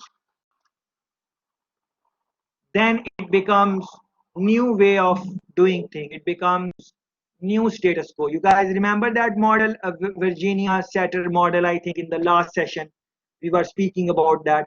So there was a old status quo, and things happen, and resistance and new learning, and then the curve goes up, and then it reaches to new status quo, new way of doing thing, all of that. So this is what this model can be used in that. So this is what it is, but read the details, finer details, as you would in your own time, of course. Next one is Bullock and Batten, uh, plan change. Yeah. So he's talking about 3 steps: exploration. What is exploration? Yeah, you are trying to find out what are the alternatives, what are the problems, issues, where change needs to happen, where we can get support, who can guide us, mentors, anything. Exploration. Do we really want to change or not? Which aspect of the system we need to change? Also remember that you would change one part in the organization, and that will change everything. You will change one thing in a person, but it will change everything. One part of the personality, you make adjustment in that, in anyone, it will have ripple effect on so many other things. So you need to be very mindful of these things in the exploration phase. That, do you really want to change the person? Do you really want to change the system or not? Because one change is, it is just like you have a car or something like that, and you want to make it fast, and you say, all right, let me put in the turbo. Yes, you will put in the turbo, and it will move fast, but it will have impact and effect on other parts of the car. So you need to think about that also. So it is not just about putting in the turbo and making it fast. It is that, what are the consequences? So you think about those, and before you put in the turbo, you think, are you okay with the impact on the other parts and overall driving experience of the car and the risk involved? Yeah, all of those things. That is very important. We really want to think about this.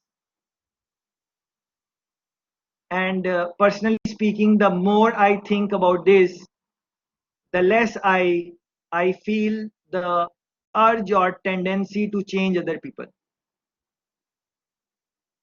This is I'm sharing personal reflection with you guys. You will reflect based on your own experiences. Because I have seen that, someone tried to change something in me, in the organizational setup or personal private life. Is the person is same. What is an organization? Organization is a collection of different human beings, at least for now, until the time we are taken over by robotics and artificial intelligence, which will happen in its own time. Until then, we human beings are, like that. So You make one change in some, so you have to be mindful of that. You really want to, so you have to look at overall perspective of the human being, overall what is good, what is bad. And then if you are okay with the overall person, if you are okay with the overall organizational stuff, then you should be careful in making changes in the organization, because once you make one change, it would have impact on other things, and at the end of the day, you might not have the same type of organization which you liked before. Same thing for human individual person. You might change something in someone, and then they become conscious, and then they become something else, and you are now missing the old person. This you should reflect on this and see if it makes sense to you. Then it is fine. If it does not, you can discard this thought. So then planning, then of course action, and then integration. If you think about this, it is more or less the same type of thing which is here.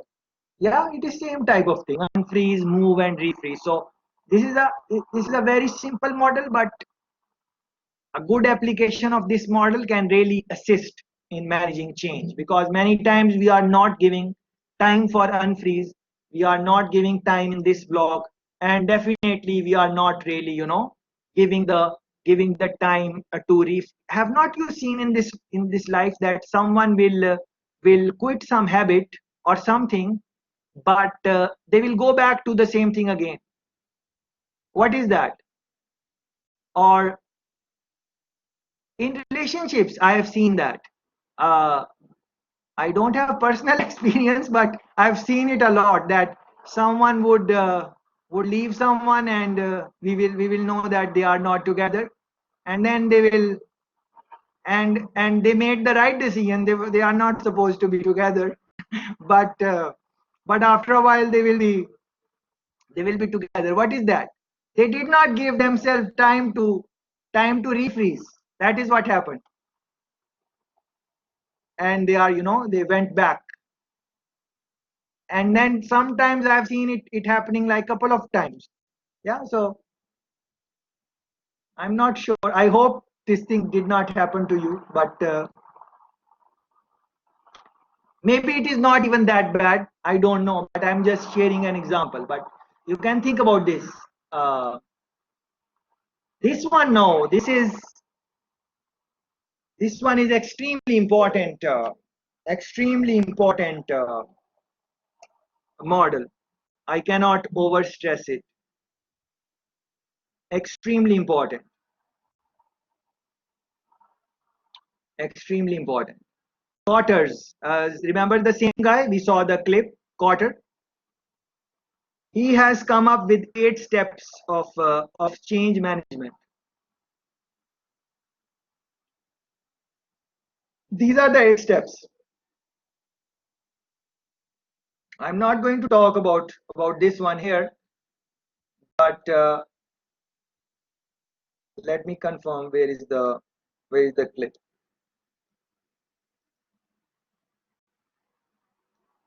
This one. This is one of my talks. You can see on the thing. So on a page where you have weekly readings. On the page you have weekly readings. If you scroll down all the way, this is the talk. Yeah, so listen to this. It's kind of, I think, 30-minute, 40-minute talk, and in this one essentially I'm talking about this Cotter's 8-step model. Yeah, so please watch that clip, and later on, once you have watched it, if you want, we can talk about it, but it is extremely important. But anyways, let me just go through it very quickly, although I don't want to, but let me just do that. Cotter's 8-step model: establish a sense of urgency. Whenever there is any change, you really want to make it happen. You really need to make it an urgent case. You need to communicate to the people that it is urgent, important. You need to do it right away. According to Cotter, if you don't do that, then somehow people are not going to, that change is not going to happen. So urgency, importance, right now type of attitude, that is important. Forming a powerful guiding coalition. You can't bring change alone. You need other people to help you. Here Cotter is saying powerful guiding coalition. So coalition you need to form, but that coalition should be powerful and guiding. What do we mean by that? So in any organization, you will see people who are well respected. People like them. People listen to them. It can be because of their experience, because of their age, because of their reputation. But those are the people who people listen to, look up to. Yeah, in any organization, you are going to find these people. So you need to maybe form coalition using their help. Create a vision. Yeah, well, what is the vision? What are you trying to do? Communicate that and so on. And so vision create, and then he strategist makes a different point for communicating the vision. That shows that what is the importance of communication in managing change. Some of you mentioned this in the earlier discussion also in week 1 and 2. You guys were talking about how important communication is. Empower others to act on the vision. Again, it is linked with you can't do it alone. You need other people's support. If they will also help you in the process, your chances of success are more. It does not mean that if you follow these 8 steps you will be able to manage all type of changes. It is not that. It is just that these basic things, if you can do, you increase your chances. Plan for and create short-term wins. So Cotter is very high on this, because you would have an overall vision which you would want to do, but that vision, that overall success, overall change will happen when it has to happen. That may take a lot of time, but before that you want to create small wins, so people can see that they are progressing, they are going somewhere. So some type of reward, some type of short term wins, you want to create that, so the morale of the team is high, so they know that they are one step closer to the to whatever it is.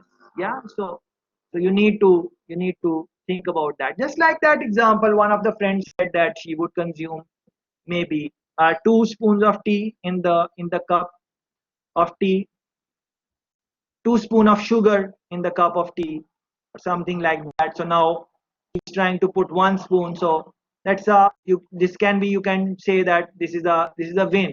So at least she reduced it to 50%, or whatever you want to call it. She made it half. Like if she was using 2, now she's using 1. So it's a short term win type of thing, you can call it. Consolidate improvements and produce still more change. Yeah, and then institutionalize new approach. Same thing as refreeze, or embracing the new status quo and stuff like that. But of course, I made it very very simple and very quick. So I really want you to watch this video. This will explain you whatever I want to say on the topic of Cotter's eight steps. Yeah. Moving along, this is very interesting, extremely interesting. This one is important. You can look this up in your own time. Cycle of change. What happens? Establishing the need of change, then building the change team, then creating vision and values, communicating, empowering, noticing improvement, energizing, short-term wins, consolidating, unfreezing, refreezing, bringing in new status quo, and this is the cycle it is. But what I was saying is very interesting is this one, change formula. Yeah, formula for change, mathematical formula for change. Yeah, so generally speaking, we would have formulas in mathematics, physics, chemistry, and so on, those type of subjects. But you would be happily surprised that change has a formula, change has an equation, and that Beckard and Harris, they came up with this exciting formula. It is very beautiful formula. This is what it is. C is equal to ABD should be greater than X. Yeah. If ABD is greater than X, then change will happen. If ABD is not greater than X, then change will not happen. What is A? Level of dissatisfaction with the status quo. Level of dissatisfaction. You should hate what is happening right now. That urge that you need to change it. Unhappiness. That this is what is A. B. Desirability of the proposed change or end state. What you would achieve at the end of change once it materializes, that should be very favorable to you. You should really desire that end outcome. You should be thinking about it, dreaming about it, fancy it. Yeah? That type of that type of uh, uh, that type of fascination, if you can call it, to the end result. That is B. And then what is D? Practicality of the change. How practical it is, how manageable or feasible it is, minimal risk and disruption. If A, B, if sum of A, B, and D is greater than X, then change will happen. What is X? X is the cost of change. Now you can put this formula in any situation, individual, personal, private, work, school, no matter what. Any big change, small change, any change. And you can tell someone that change will happen or not by using this beautiful formula. It's beautiful, yeah. And most people do not know that change management would have a formula, which is kind of mathematical formula, yeah. So you can put the numbers in this also, like giving it a scale 1 to 5. From 1 to 5, what is this? 1 to 5. So you can do that in your own time. So even a small thing like, what is the possibility that I will quit Pepsi? Sodas. What is the possibility of that? That is the change. So level of dissatisfaction, how much dissatisfied I am from my consumption of Pepsi. How much I desire that end time when I would have said bye-bye to Pepsi, how much I desire that state. And then practicality of this. What do I have to give up?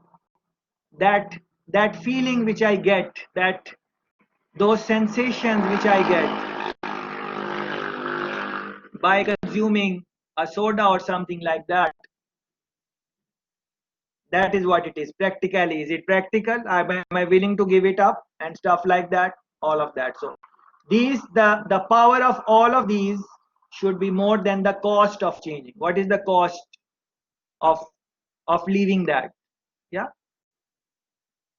Cost in terms of experience also. Yeah. So it can be tangible and it can be intangible cost. Your feeling, what the feelings you get, the emotions you go through while you are consuming that stuff, all of that. So what I'm trying to say is any type of change situation, this fits very nicely. So make note of this and try to use it. Try to if any time in life sometime is going through change and they ask you, will I be able to change this or not, you write this formula on a piece of sheet and ask them, what is your A, what is B and D, and then you can tell them. And then you can tell them, they will be impressed. This is simple formula, but it is very, very impressive formula. And teach this formula to other people just for fun, in the break or something, to your friends, to family members. It's a simple thing. And you will also remember this if you teach it to others and stuff like that. So play with this formula, and of course read the details. Beckard and Harris came up with this formula, so they have some other things which you guys can't hear me now, I think.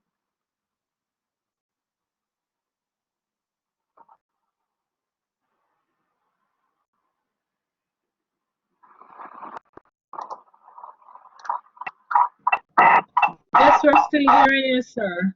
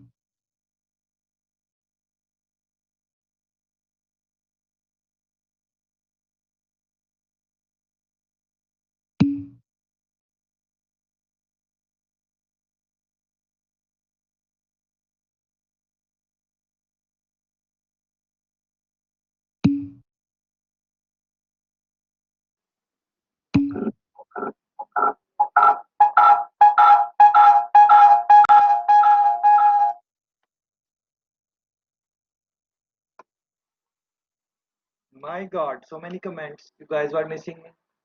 Okay, all right, I'm back. Yes, this formula, Becker's formula. Please reflect on this. Yeah. Okay. Next thing I want to talk about is Nadler's and Tushman's model, figure 3.3.5. Make note of that. Figure 3.5. Again, very important. This one. Look at this one. Again, you know, so many arrows and stuff like that, but nothing to really worry about. You need to. Why some of the people left? So guys, please don't leave. This is very important session. So we are not done yet. We have like half an hour or 20 minutes like that. So please, no need to leave. Yeah, so Nadler's and Tushman's congruence model. Yeah, this one, managing change transformation process. You can see the direction. So in this is a very simple basic model, which you would see like, for example, in any class, in introduction to computer science, they have this type of model. Input, and then in between they have a box which different names, structure box or transformation box or processes, procedures, whatever you want to call the middle.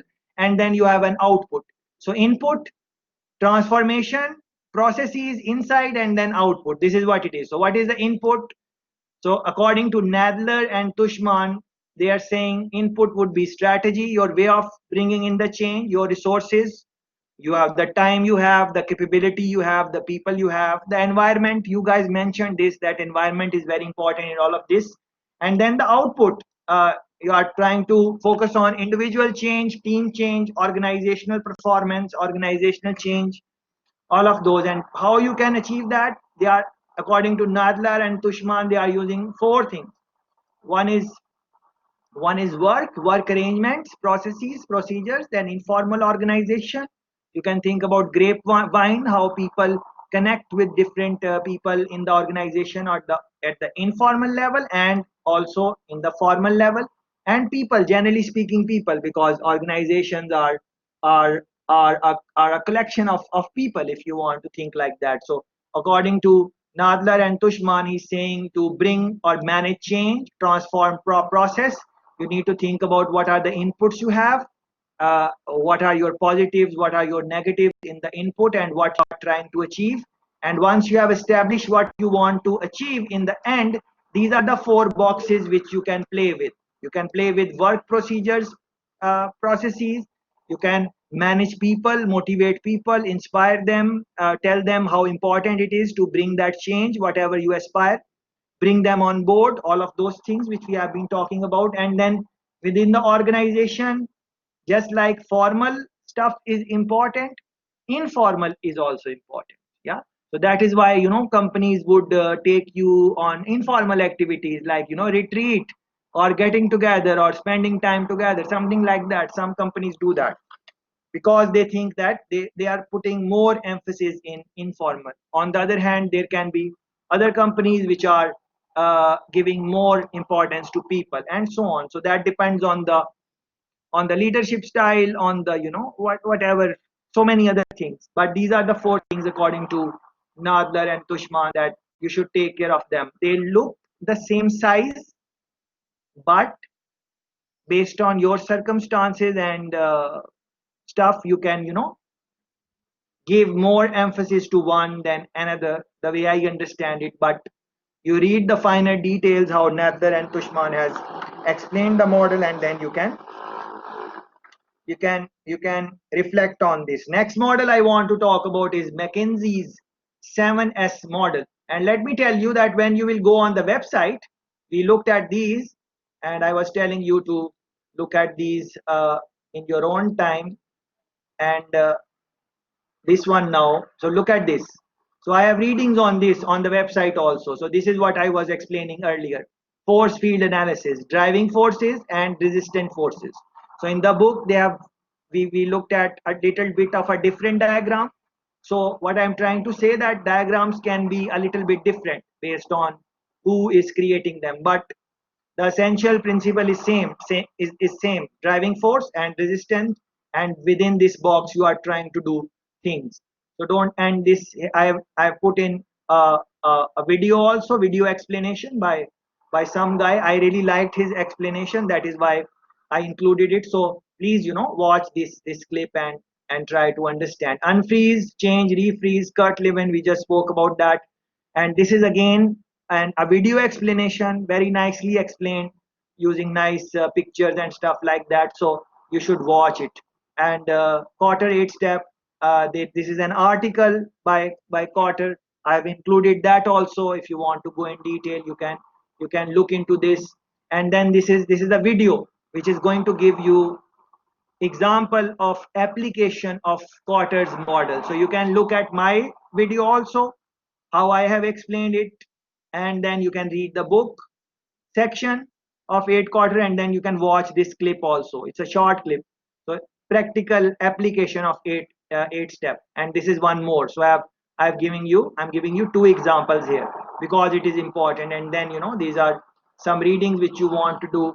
Change formula, we just looked at it. And then I have also included an explanation of change model. So you should watch this also. The reason for explaining myself and also including some YouTube clips which I liked is that you should listen to how different people explain the same concept, because everyone is going to include their own thought or their own journey and give you a little tip here and there. So I really encourage that you also listen to other people on these topics. I think you should, especially in these times when a lot of material universities has made it public, made it online, free of cost. And you should, for example, in top universities, Harvard, Stanford, how do they talk about change management? These things are available online.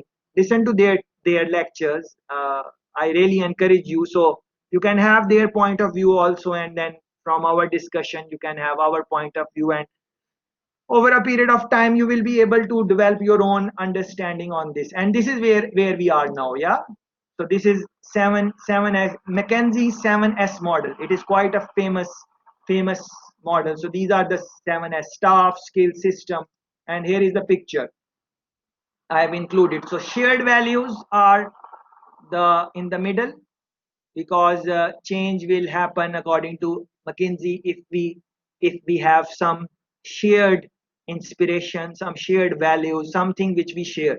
If you and me don't share anything, we have no common ground, nothing common, then this thing is not going to work. So that is why McKinsey is this is the type of diagram he has. Shared values in the middle. In the book they don't have a diagram, they just have this: staff, skill, system, style. So that is what I added, this nice diagram, so you can think about this. Structure is structural issues you want to look at: system, style of leadership, style of people, staff, their personalities, skills, capabilities, what are they good at, if are they open to learning new skills, if you are going to teach them new skills, maybe that is the change you want to bring in.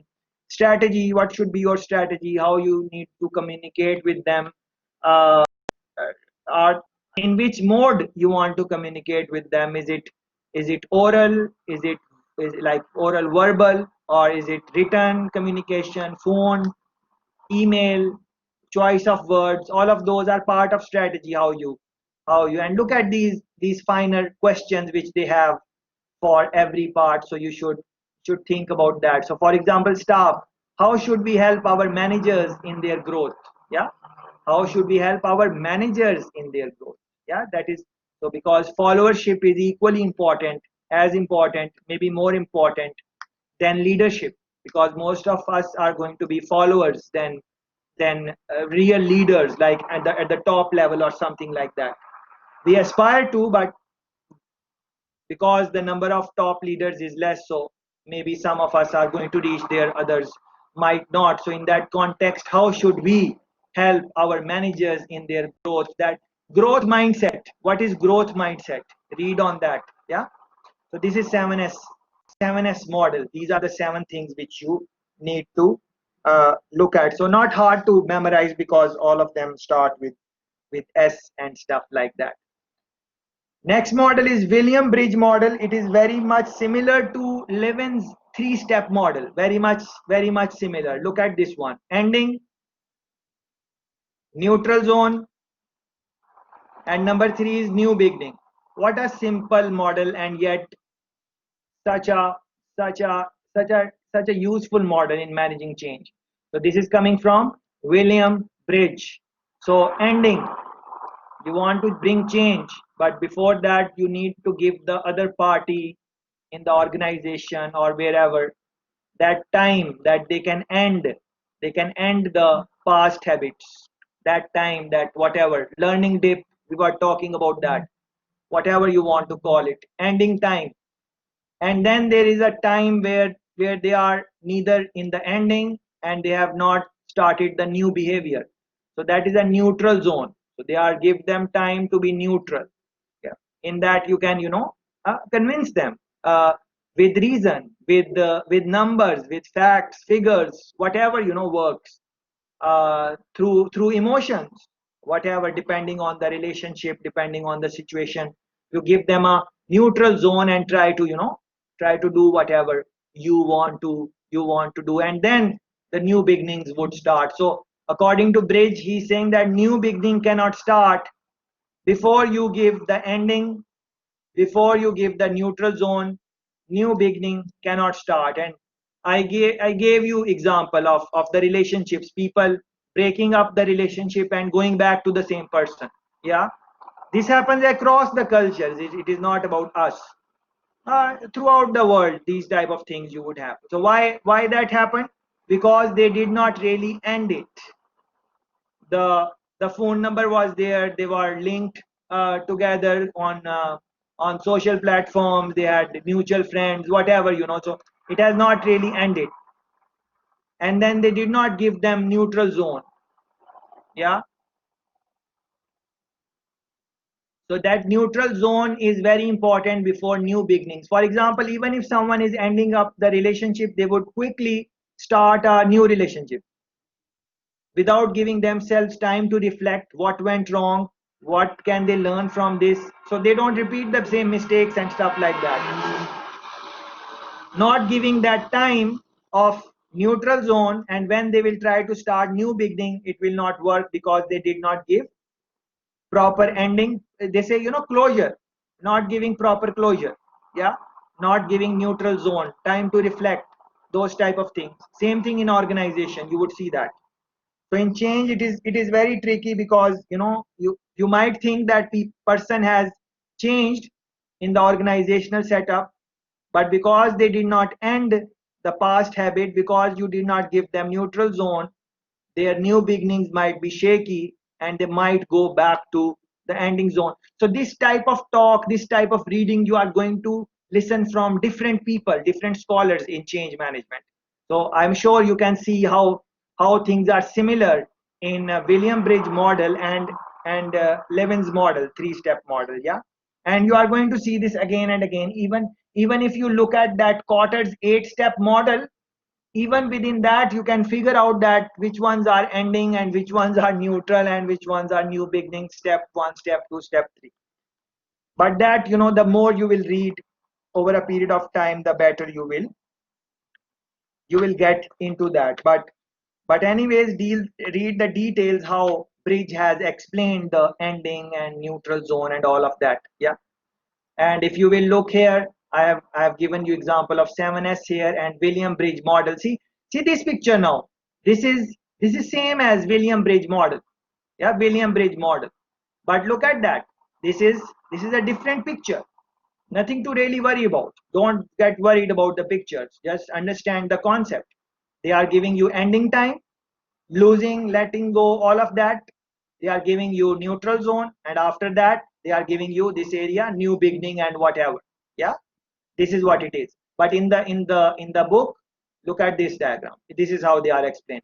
So this is like this straight line, but that this picture shows that it is not that straight line, because look at this.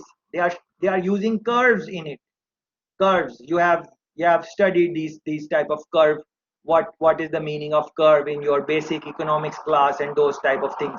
So it is not a straight curve, it is like, so in different aspects of the personality, some aspects would be ending here, some aspects would be ending here, some aspects would be ending here. Yeah, psychological, barriers, someone spoke about that in the first session. That was very nice. Psychological misconceptions. uh, sometimes we just assume that the other person do not like us and they hate us, but that is not true. Have you seen this, that you like someone and you appreciate them, but somehow they think that you are working against them for some reason? That is what it is. They are on different levels of ending their prejudice, or what they are thinking about you on this curve. That is what it is. But nothing to worry about if you are not into this. It is just, it is just extra knowledge. And the next model I want to talk about is Carnell's change management model. Again, very very easy, 3 steps. Number 1, managing transitions effectively. Number 2, dealing with organizational cultures. Number 3, managing organizational politics. So transitions, what are transitions? From one area to next.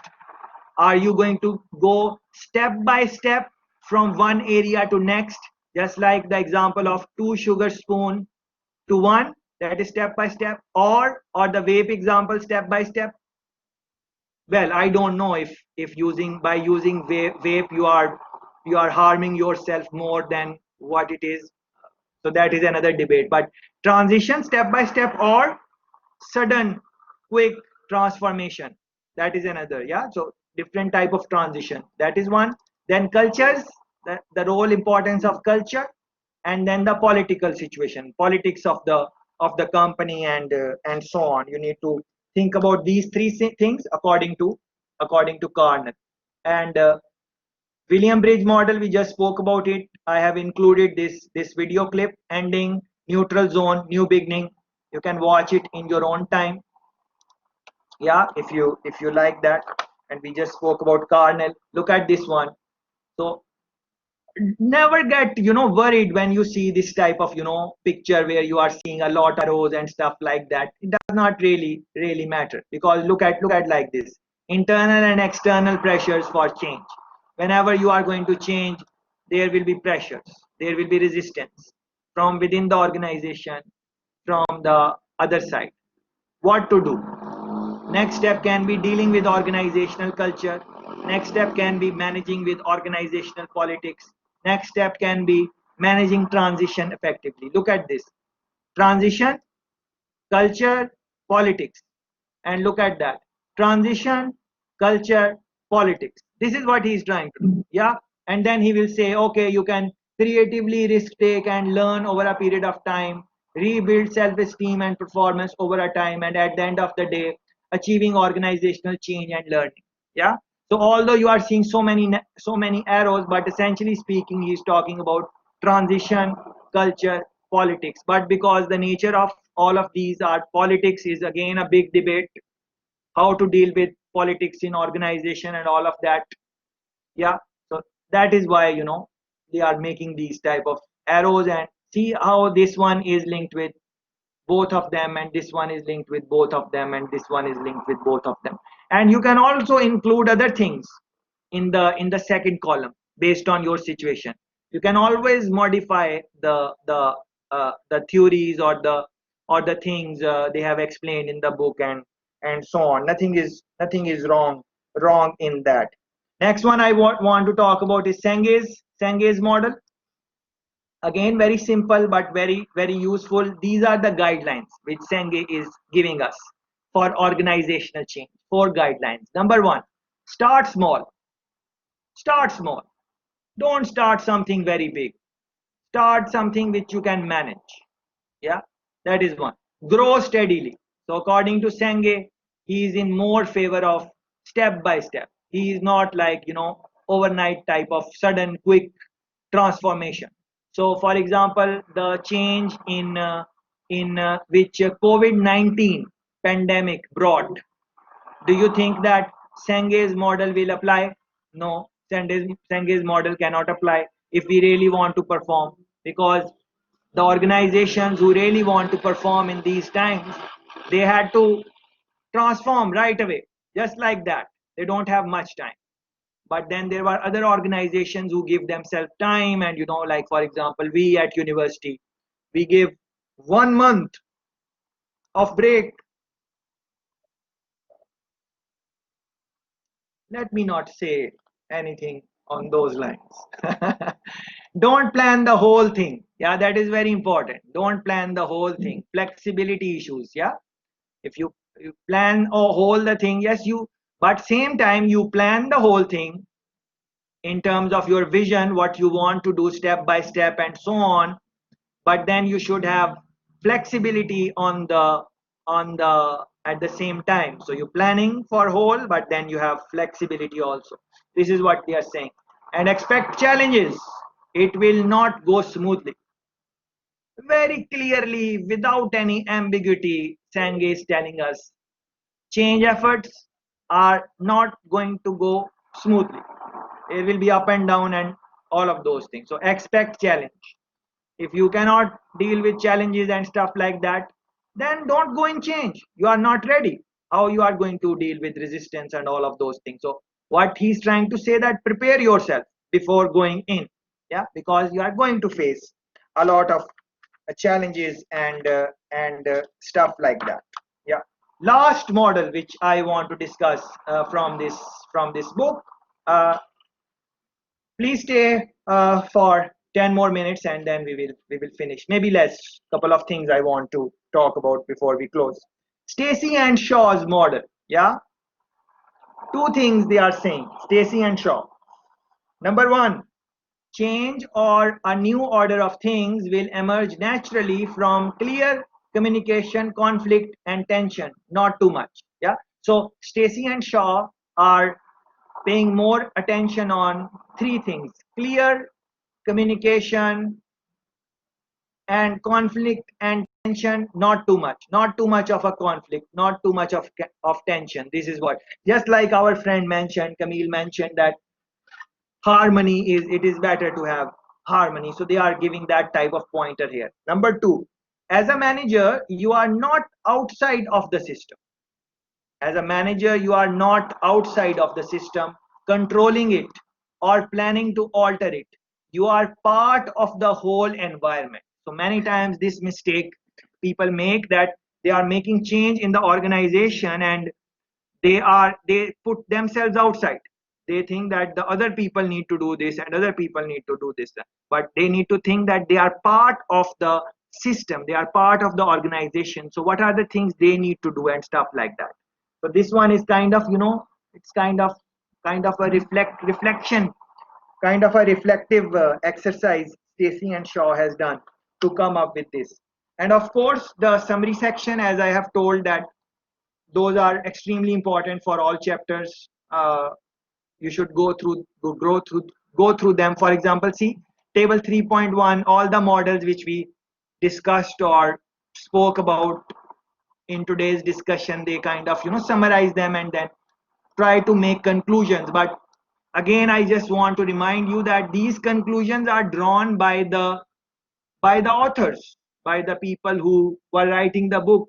Your conclusion can be a little bit different based on your circumstances. Which model is going to fit where? No one is going to tell you. When you will be managing change situations, people are not going to come you and they will say, use this model and change the change the situation. No, that is not how it is going to happen. That is why it is good to have a broader understanding of as many change models as possible, and then based on your situation, based on your understanding of yourself, first you understand yourself, and then you understand your organization, what works, what does not work, and then you incorporate or imply or implement the models together. You might want to join, merge different models, or you might want to take out something from model and use it, make it your own model. Yeah, that is what it is. That is what I would say. So that is that. Let's look at the website. So on the website I have this picture of the thing. I have tried to give a little bit of an explanation. You should look at that. And finally, look at this picture. Why do employees resist change? So when you are managing organizational change, you would want to, because you are or meaning of dealing organizational change is you are dealing with the changes in the employees, and we established that resistance is a key thing in all of that. So we need to understand, why do employees resist change? What are the reasons? Fear of unknown. I'm sure you guys remember, some of you had mentioned this in the earlier discussion, in the first session, when I asked you why change don't happen. So one of you mentioned that fear of the unknown, not knowing what would happen in the. So you want to minimize that. If you want to bring in organizational change, you want to minimize the fear which your workers, employees are going to feel. You want to make them comfortable as much as possible. That is very important. Lack of communication. You want to improve communication. Not being consulted, taking opinion of other people is important. Misunderstood about the need for the change. Why change is important? What is the rationale? What is in it for them? Why should they cooperate with the organization to make the change happen? Low trust factor, change in the status quo, lack of competence, likability issue, trust issues.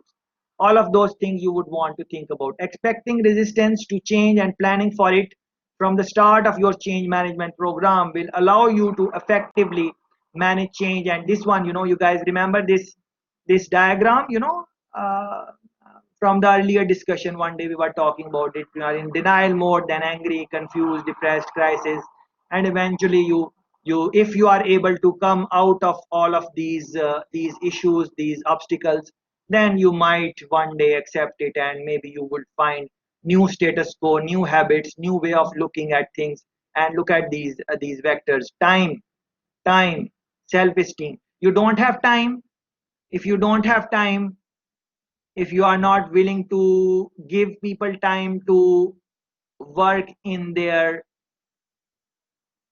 middle zone, remember that 3 step, yeah, unfreezing, move, and refreezing. If you don't have time for unfreezing and move, if you are someone who says that, if I say this should happen, whatever I'm saying, that is how organization should run, then you are looking at different type of organization. Then you need to hire different type of people. Then the whole structure of the organization would be different. For example, JDF, JCF, all different types of armed forces, police in different countries. So the structure is such that if I am your superior and I give you an order, you need to do that. That is it. You can't ask too many questions in that time, because at that time it's just, it's an order and it needs to be fulfilled. If it is not fulfilled and we are at war or we are fighting the criminals or whatever, then the project is going to fail because you did not listen to me.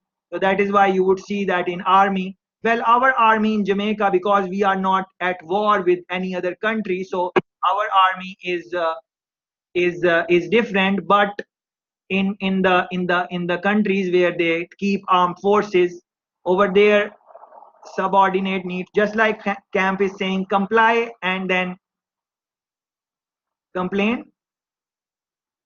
I'm not sure what that complaint is all about, but I think he's trying to make some point on the same note. So reflect on all of these things which we mentioned today. Before we close, I need, I think, a couple of